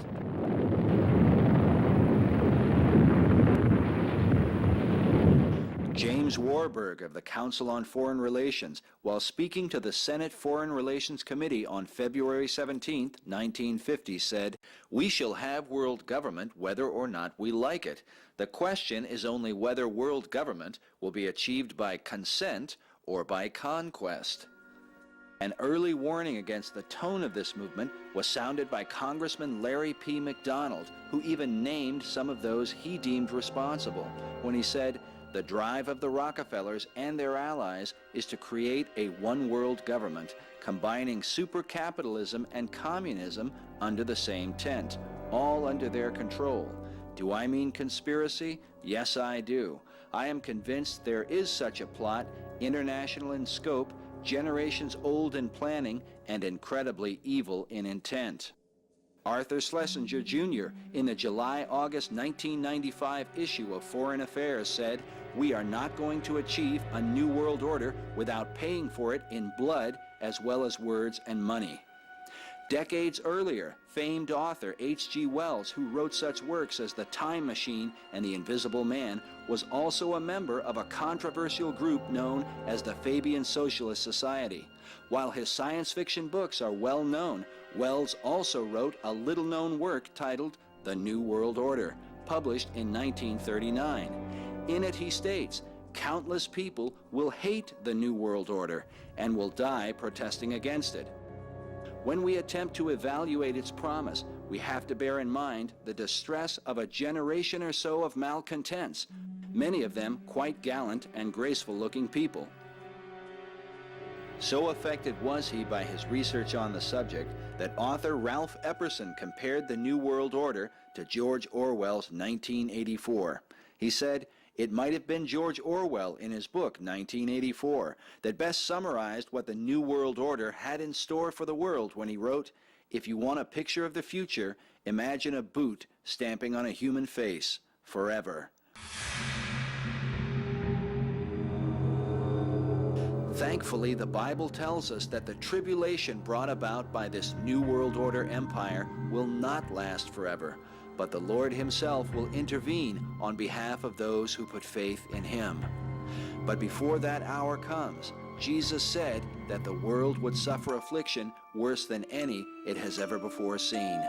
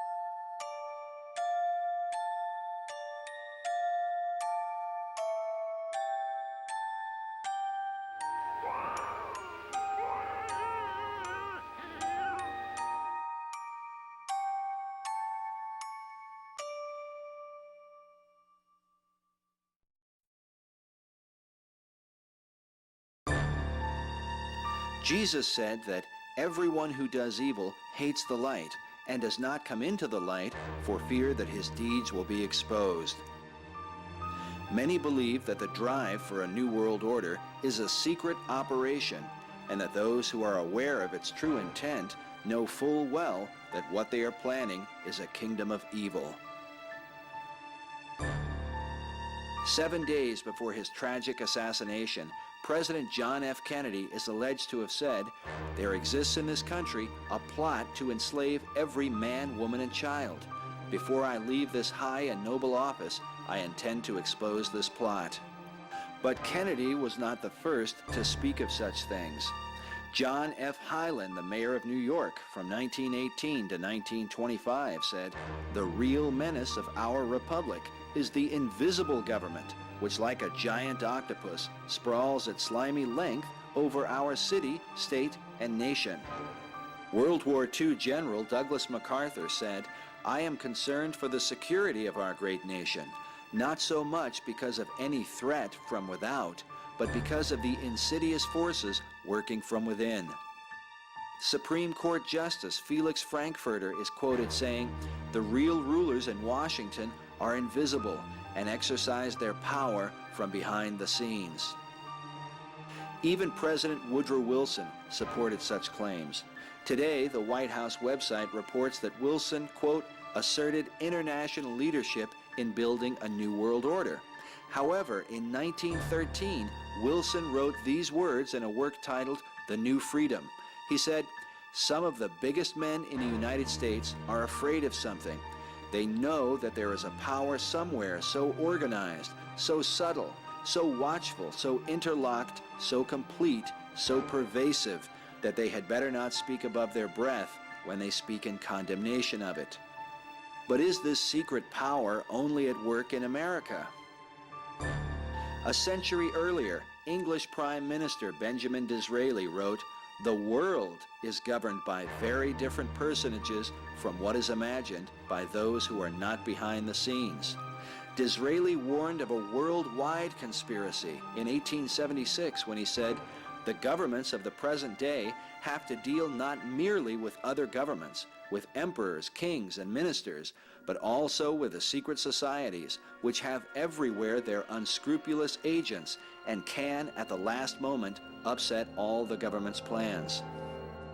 In 1920, the Christian Science Monitor wrote that what is important is the increasing evidence of the existence of a secret conspiracy throughout the world for the destruction of organized government and the letting loose of evil.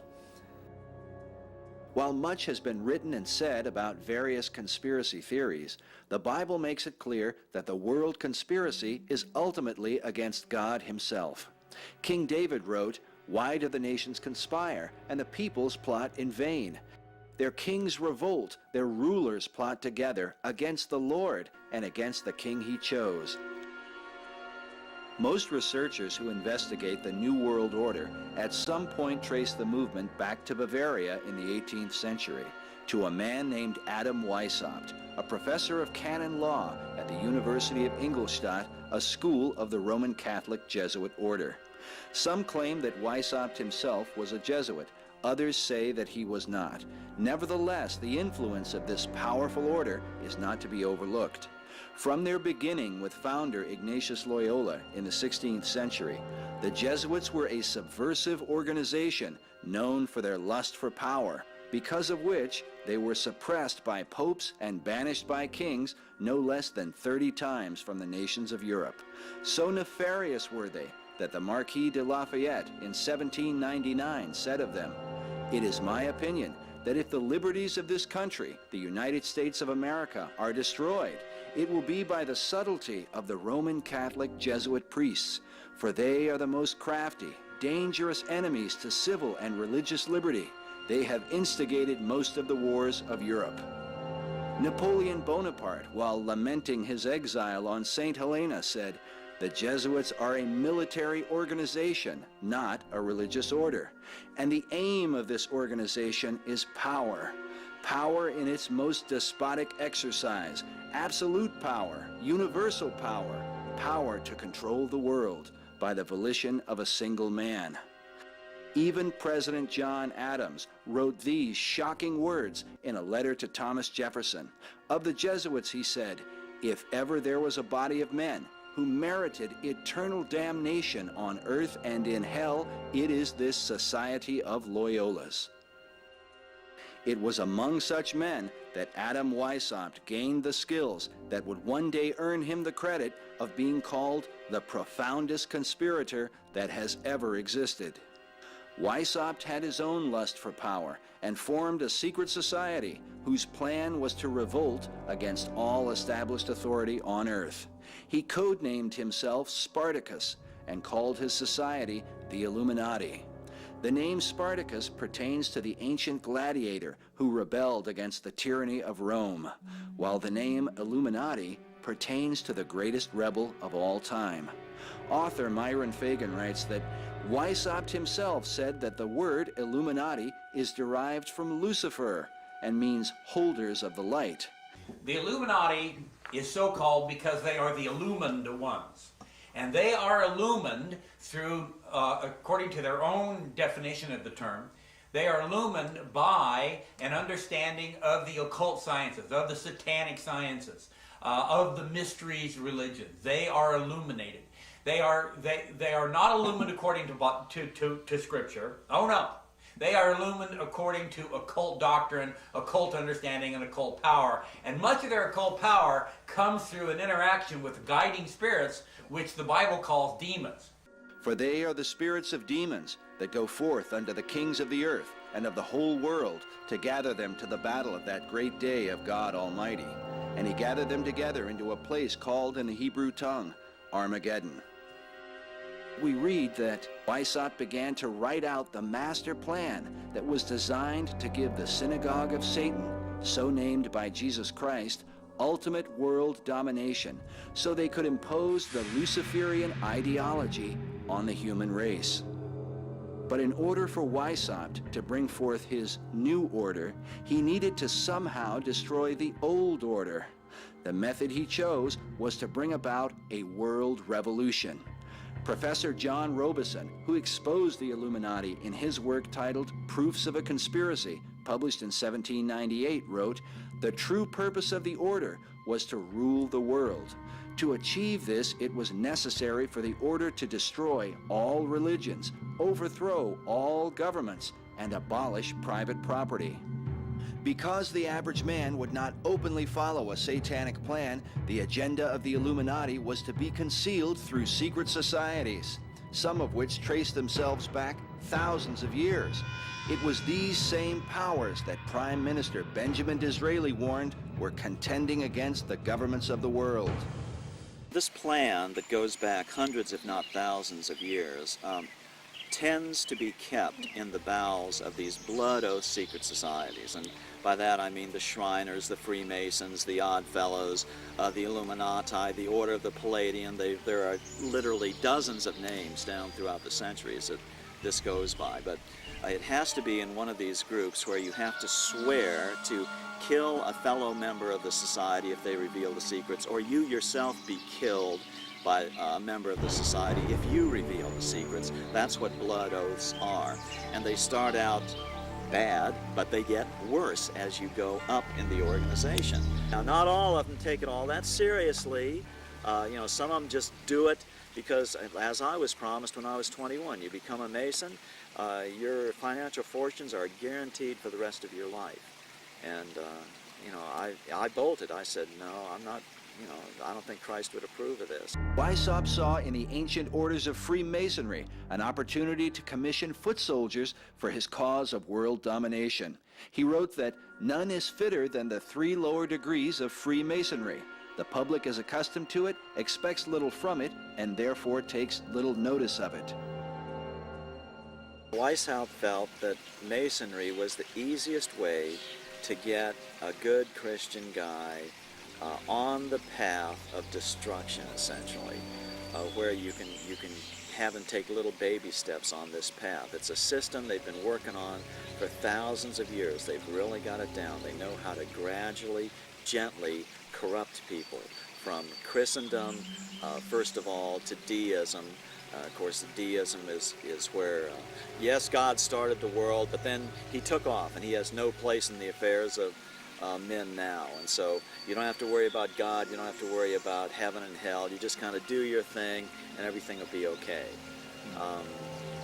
Deism to atheism is the next step. Atheism, where you claim there is no God, and then, of course, the next step is out-and-out Satanism. And interestingly enough, Satanists know there's God, know there's a heaven and hell, and they just choose hell, and they choose to drag as many people into hell as they can. Yes, Masons were instrumental in the founding of this country. A large percentage of the founding fathers were Masons, but that doesn't mean that a large percentage of the founding fathers were evil men. You have to look at Masonry as a way to get good Christians, to lure good Christians gradually over to deism, to atheism, and eventually to Satanism. That's the purpose of Freemasonry. It's to lure good people into these evil roads. Why? Because if you have an evil secret society where you're trying to create the Antichrist here on earth, not many people are going to come and join up. So you have to convince them that they're doing something good for the world, gradually get them in, and little by little try to corrupt them. Weishaupt gained the allegiance of low-level Masons by telling them that the Illuminati held the true sense of Christianity. "Behold our secret," he said. "If in order to destroy all Christianity, all religion, we have pretended to have the sole true religion, remember that the end justifies the means." Because of this, some have argued that Weishaupt corrupted Freemasonry. He didn't have to corrupt Masonry. Masonry is a corruption skateboard ready-made for his purposes. There's no difference with what Weishaupt did. He just put a name to it and he got caught. That's the only difference. That whole system, what do you want to call it? A sleigh ride into hell, descent into hell, has always been in existence. It's just Masonry formalized it, categorized it, worked on it, perfected it, and then Weishaupt came along and said, well, now how do we just make them go a little faster? That's all he did. The religion of Masonry, while often cloaked with Christian titles, is actually based upon the ancient mystery religion of Babylon and Egypt. These same mysteries governed the worship of Medo-Persia, Greece, and Rome. The mysteries are often symbolized by the all-seeing eye, sometimes called the Eye of God. But the God of Masonry is not the same as the God of the Bible. None was more adamant about this point than the man considered by many to be the most influential Mason of all time, Albert Pike. Albert Pike was a Confederate Civil War general who was the head of American Freemasonry in the post-Civil War period. He was probably he's certainly the most important American Mason. His book, Morals and Dogma, is required reading for every Freemason. He says on page 624, the 28th degree, Teachings of the 28th Degree, he says, quote, Masonry is identical with the ancient mysteries. Okay? And then he goes on, he says, we reproduce the speculations of the philosophers, the Kabbalists, the mystiques, and the Gnostics, unquote. Well, these were all systems, religious systems, that worshipped Lucifer. Pike probably mistakenly reveals his true intent because he speaks of Lucifer frequently. When he says we are identical to all the mysteries, the mysteries were all brought under God's condemnation and destroyed at one point or another in history. From the Babylonian mysteries to the Egyptian mysteries to the peoples living in the land of Canaan. When the major reason God destroyed them, He ordered them to be killed, man and woman and child, as they were all worshiping Satan. Now see, Masons distinguish between Lucifer and Satan.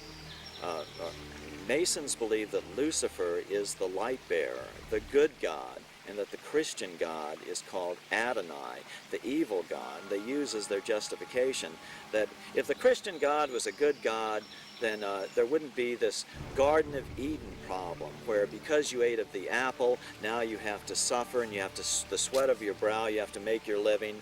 Well, women have to give birth in pain, etc. No good father would do that to his children. So the Christian God is the evil God, where Lucifer is the good God because he'll give you everything you want. He'll fulfill your every desire. In 1908, French occult expert Copin Albancelli wrote, certain Masonic societies exist which are satanic, not in the sense that the devil comes to preside at their meetings, but in that their initiates profess the cult of Lucifer. They adore him as the true God, and they are animated by an implacable hatred against the Christian God whom they declare to be an impostor.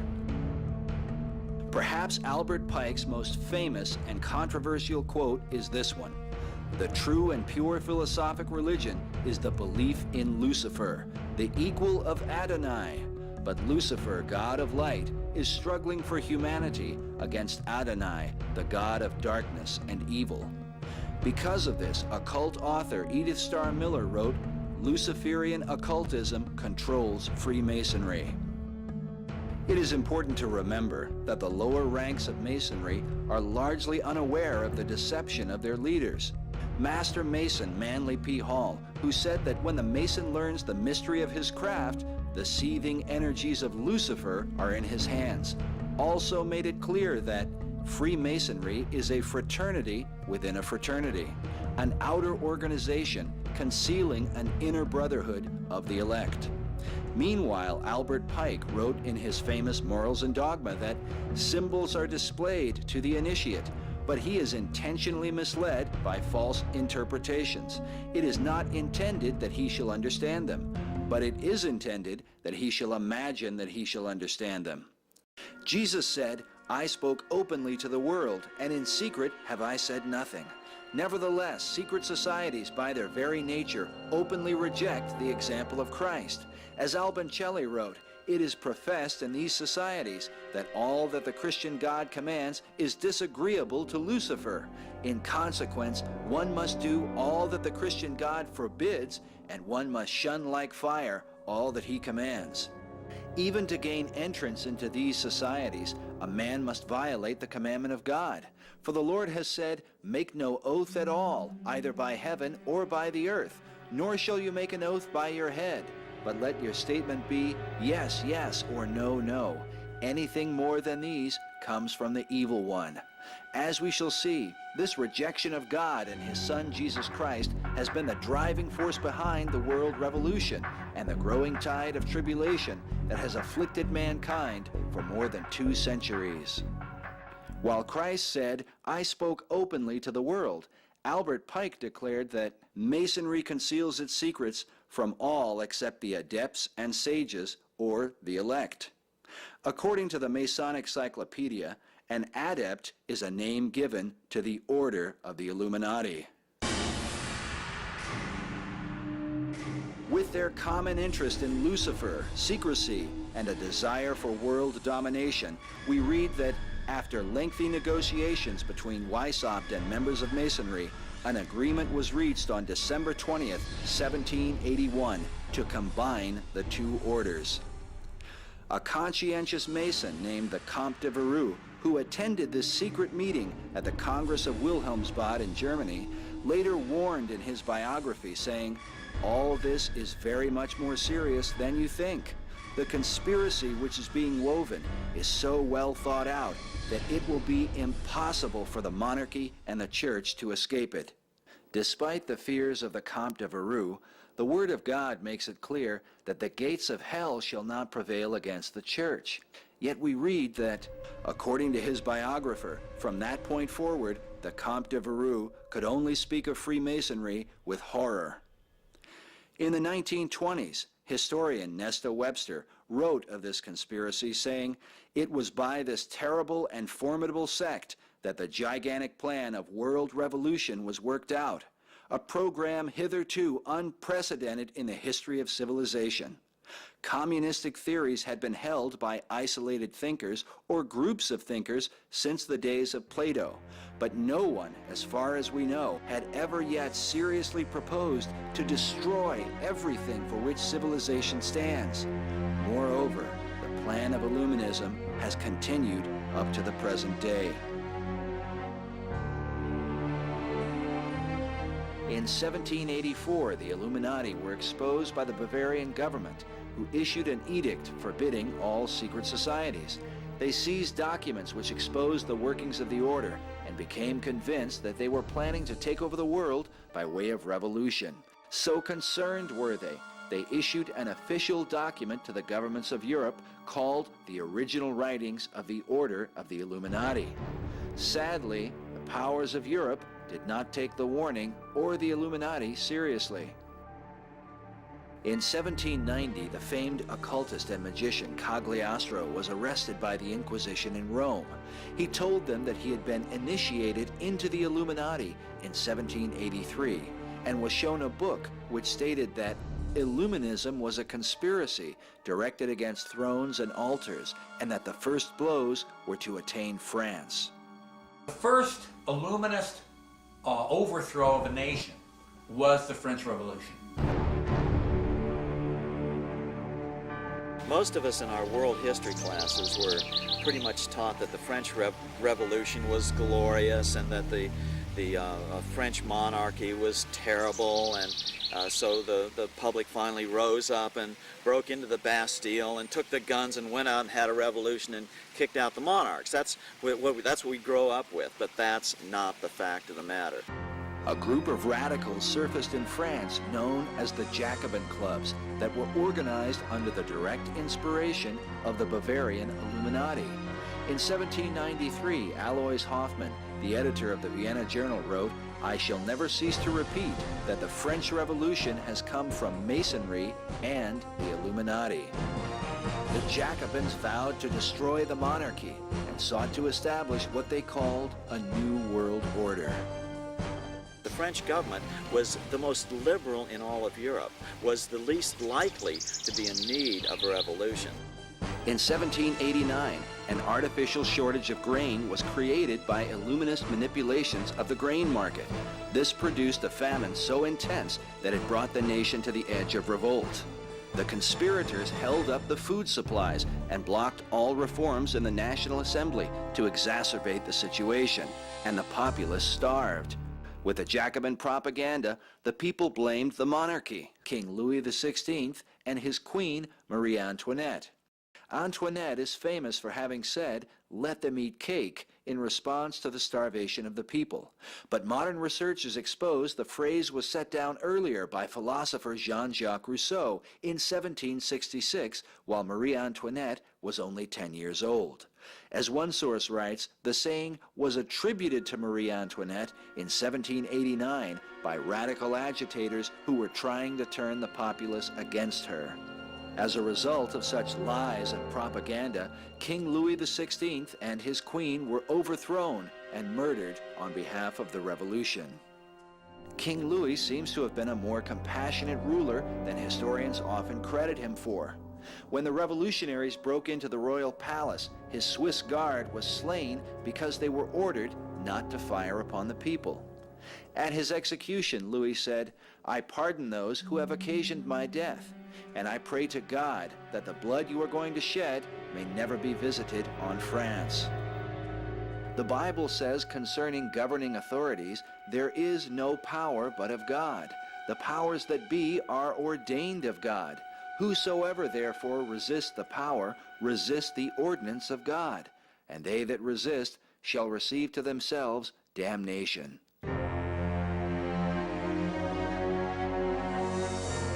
While pretending to fight for the rights of the people, the Jacobins with their satanic agenda became more bloody and tyrannical than most monarchies have ever been.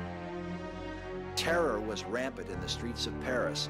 The full horror of government by Satanism was being played out, complete with human butcherings and cannibalism.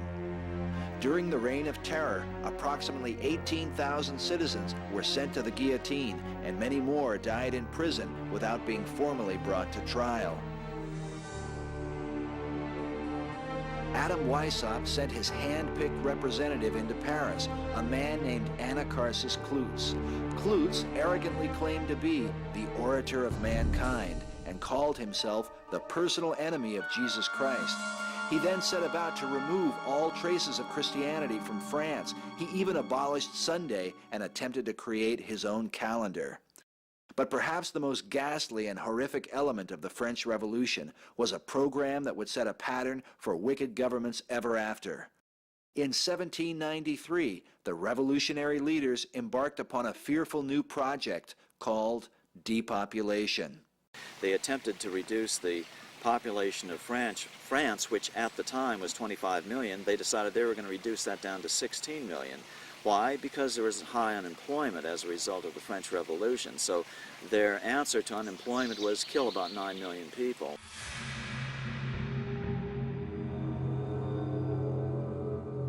The Jacobins toiled over maps and selected in each region the number of citizens to be murdered.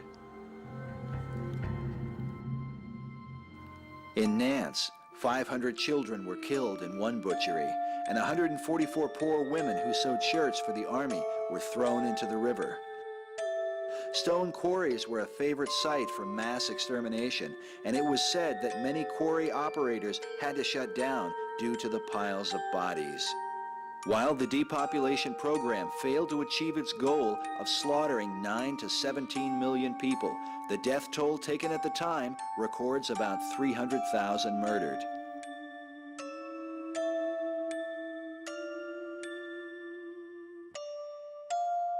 More than a century later, Adolf Hitler would refer to his Nazi movement as the exact counterpart of the French Revolution. Dr. Brzezinski, the former National Security Advisor in 1993, estimated that in the 20th century, 167 to 175 million lives were deliberately extinguished by politically motivated carnage. Many have come to believe that such carnage began with the Jacobin depopulation program. In time, the Jacobins desired to foment a second revolution in America. They wanted to bring the French Revolution over to America, which was after the American Revolution, but the American Revolution didn't turn out the way the French Revolution did. Christianity remained very strong and a strong part of the new American government, where religion was eliminated in France by the French Revolution. So the French didn't like that. They wanted to come and have re-revolution in America. In 1785, the Columbian Lodge of the Order of the Illuminati was established in New York City. Oddly enough, the Illuminati were supported by some Americans, most notably Thomas Jefferson.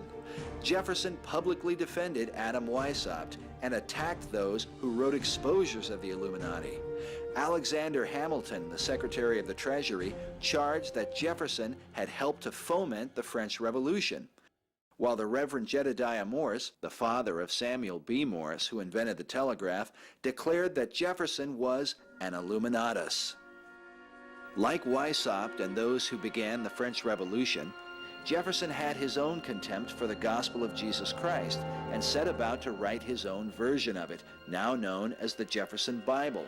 In a letter to John Adams, he wrote, "In the New Testament, there is internal evidence that parts of it have proceeded from an extraordinary man, and that other parts are of the fabric of very inferior minds. It is as easy to separate those parts as to pick out diamonds from dunghills." Among those parts of the gospel that Jefferson considered to be dunghills were things like the virgin birth, the miracles of Jesus, and the resurrection of Christ, about which the Apostle Paul wrote, "If Christ be not raised, your faith is in vain." Yet all of these things were cut out of Jefferson's version of the New Testament. In the Bible, God says, "Ye shall not add unto the word which I command you, neither shall ye diminish anything from it, that ye may keep the commandments of the Lord your God, which I command you." The Bible also says, "If any man preach any other gospel, let him be accursed."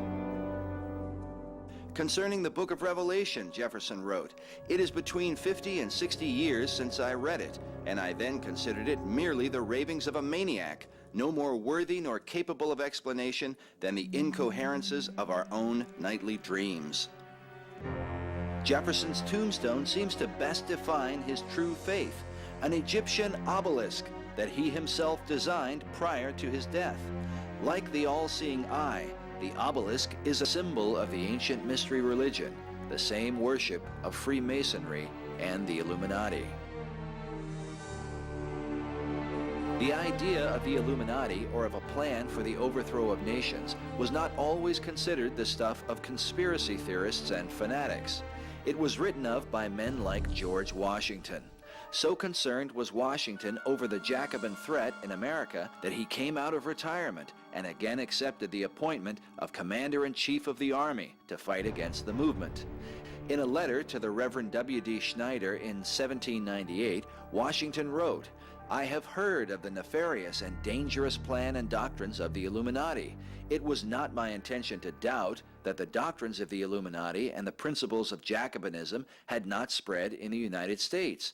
On the contrary, no one is more fully satisfied of this fact than I am." There are many such references concerning the presence of Illuminism in America.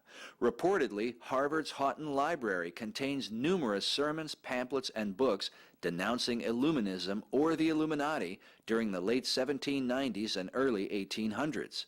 Warnings were even preached in churches, such as this 1812 sermon by the Reverend Joseph Willard, who said, "There is sufficient evidence that a number of societies of the Illuminati have been established in this land of gospel light and civil liberty, which were first organized from the Grand Society in France.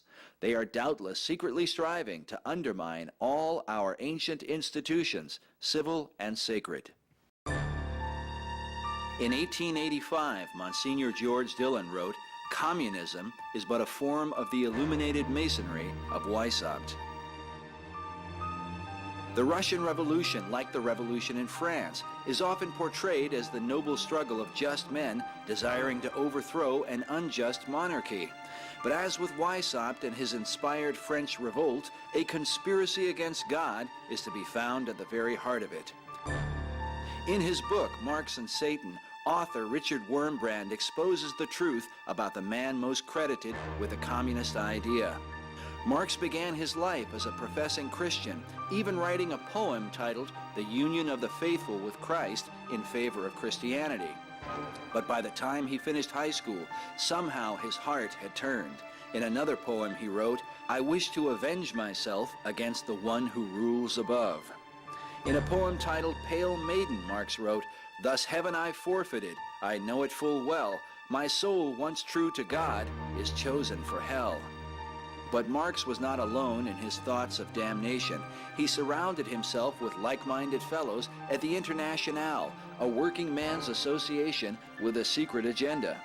French historian E. Freiberg wrote, "The Internationale everywhere found support in Freemasonry," while author William T. Still writes that the Internationale can hardly be viewed as anything but Illuminized Masonry in a new disguise. Among Marx's comrades were men like Mikhail Bakunin, who wrote, "The evil one is the satanic revolt against divine authority. Satan, the eternal rebel, the first free thinker and the emancipator of worlds." Then there was Pierre-Joseph Proudhon, who wrote, "Come, Satan, slandered by small and by kings. God is stupidity and cowardice. God is hypocrisy and falsehood. God is evil." Or Heinrich Heine, called the intimate friend of Marx, who wrote, "I called the devil and he came. His face with wonder I must scan. He is not ugly, he is not lame. He is a delightful, charming man." Wurmbrand writes that Marx and his comrades, while anti-God, were not atheists as present-day Marxists claim to be. That is, while they openly denounced and reviled God, they hated a God in whom they believed. When the revolution broke out in Paris in 1871, the Communard Florins declared, "Our enemy is God. Hatred of God is the beginning of wisdom." Marx greatly praised the Communards, who openly proclaimed this aim.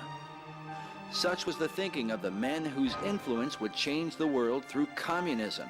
As Nesta Webster wrote, the Internationale became simply an engine of warfare against civilization. Just as the Jacobin Club had openly executed the hidden plan of the Illuminati, the Internationale, holding within it the same terrible secrets, carried on the work of world revolution. This revolution would next enter into Russia to overthrow Tsar Nicholas II and his family, who were brutally murdered on July 17, 1918. As with the French Revolution, the powers that took over were far more bloodthirsty and cruel than any monarch in Russia's history. The two chief instruments, Lenin and Trotsky, inspired a civil war that cost 28 million Russian lives.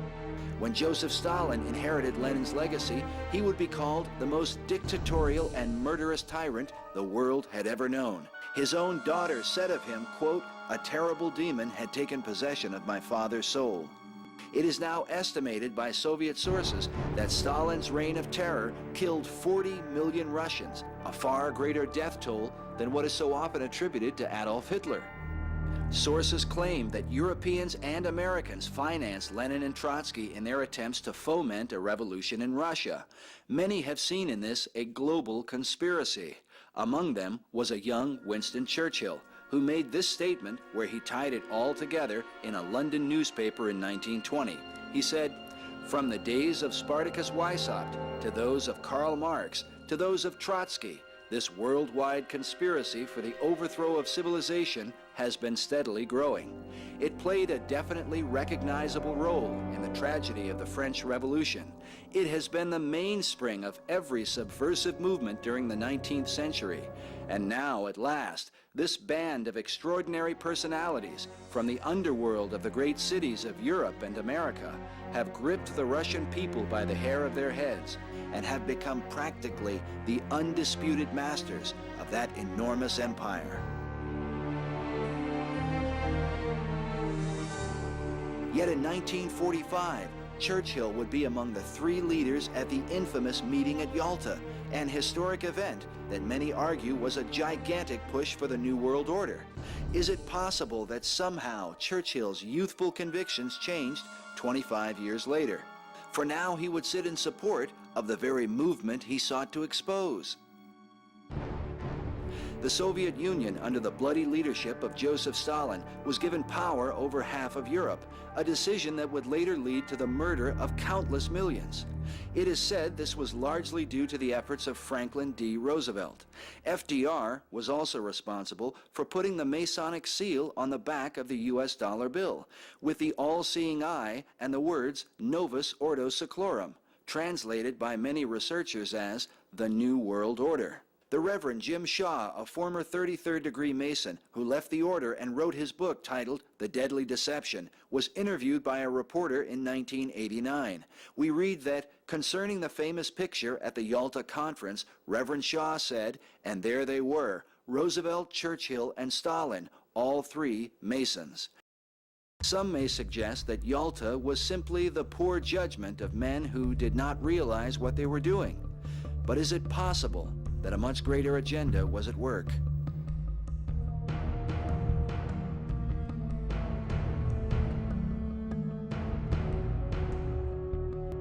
In 1830, Adam Weishaupt died at the age of 82. In time, the power of Masonry and the Illuminati fell into the hands of two chief men, Albert Pike in the United States and a man named Giuseppe Mazzini, the head of Italian Masonry, who is alleged to have said, quote, "Our final end is that of Voltaire and of the French Revolution, the destruction forever of the Christian idea." Together, Pike and Mazzini devised a diabolical plan to finally bring about the New World Order. In 1871, Mazzini issued a letter in which he outlined the final three-part plan for ridding not just Europe, but the entire world of Christianity, bringing it under the illuminated dictatorship of Luciferianism. Here in Washington, D.C., beneath a statue of Albert Pike, author William T. Still explains the contents of this remarkable letter. This was a letter that was written by the head of European Masonry, a man by the name of Mazzini, who wrote it to Albert Pike about 1871. It was in the British Museum for a number of years on display, so we know it existed. It's now disappeared, incidentally. The subject of the letter was to try to figure out a way to finally get humankind to give up their cherished concept of nationalism and finally give in to the New World Order internationalist construct. The letter called for a series of 3 world wars.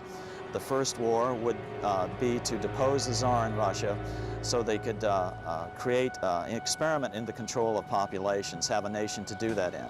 Then the Second World War would allow this new nation to take control of Europe. Of course, they only got half of Europe, but that was the best they could do under the conditions after World War II.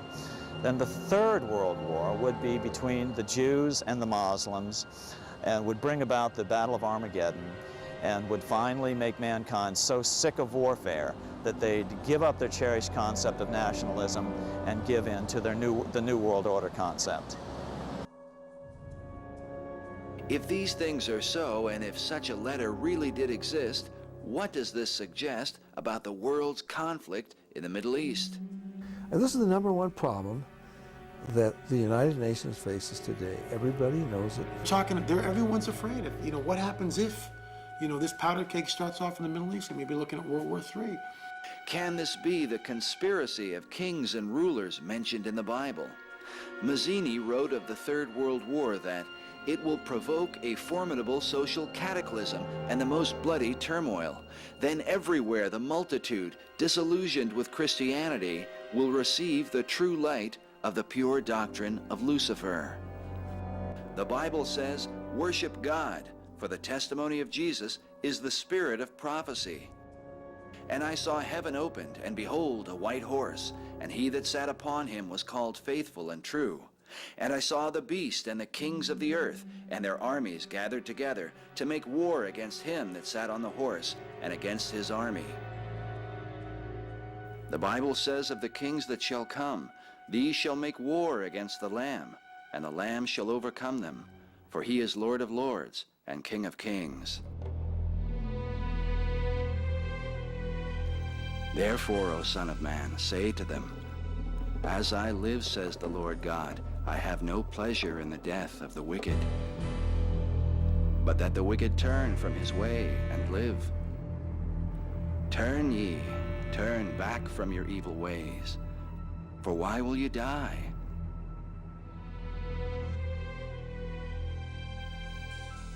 Behold, he comes with clouds, and every eye shall see him, and they also who pierced him, and all kindreds of the earth shall wail because of him.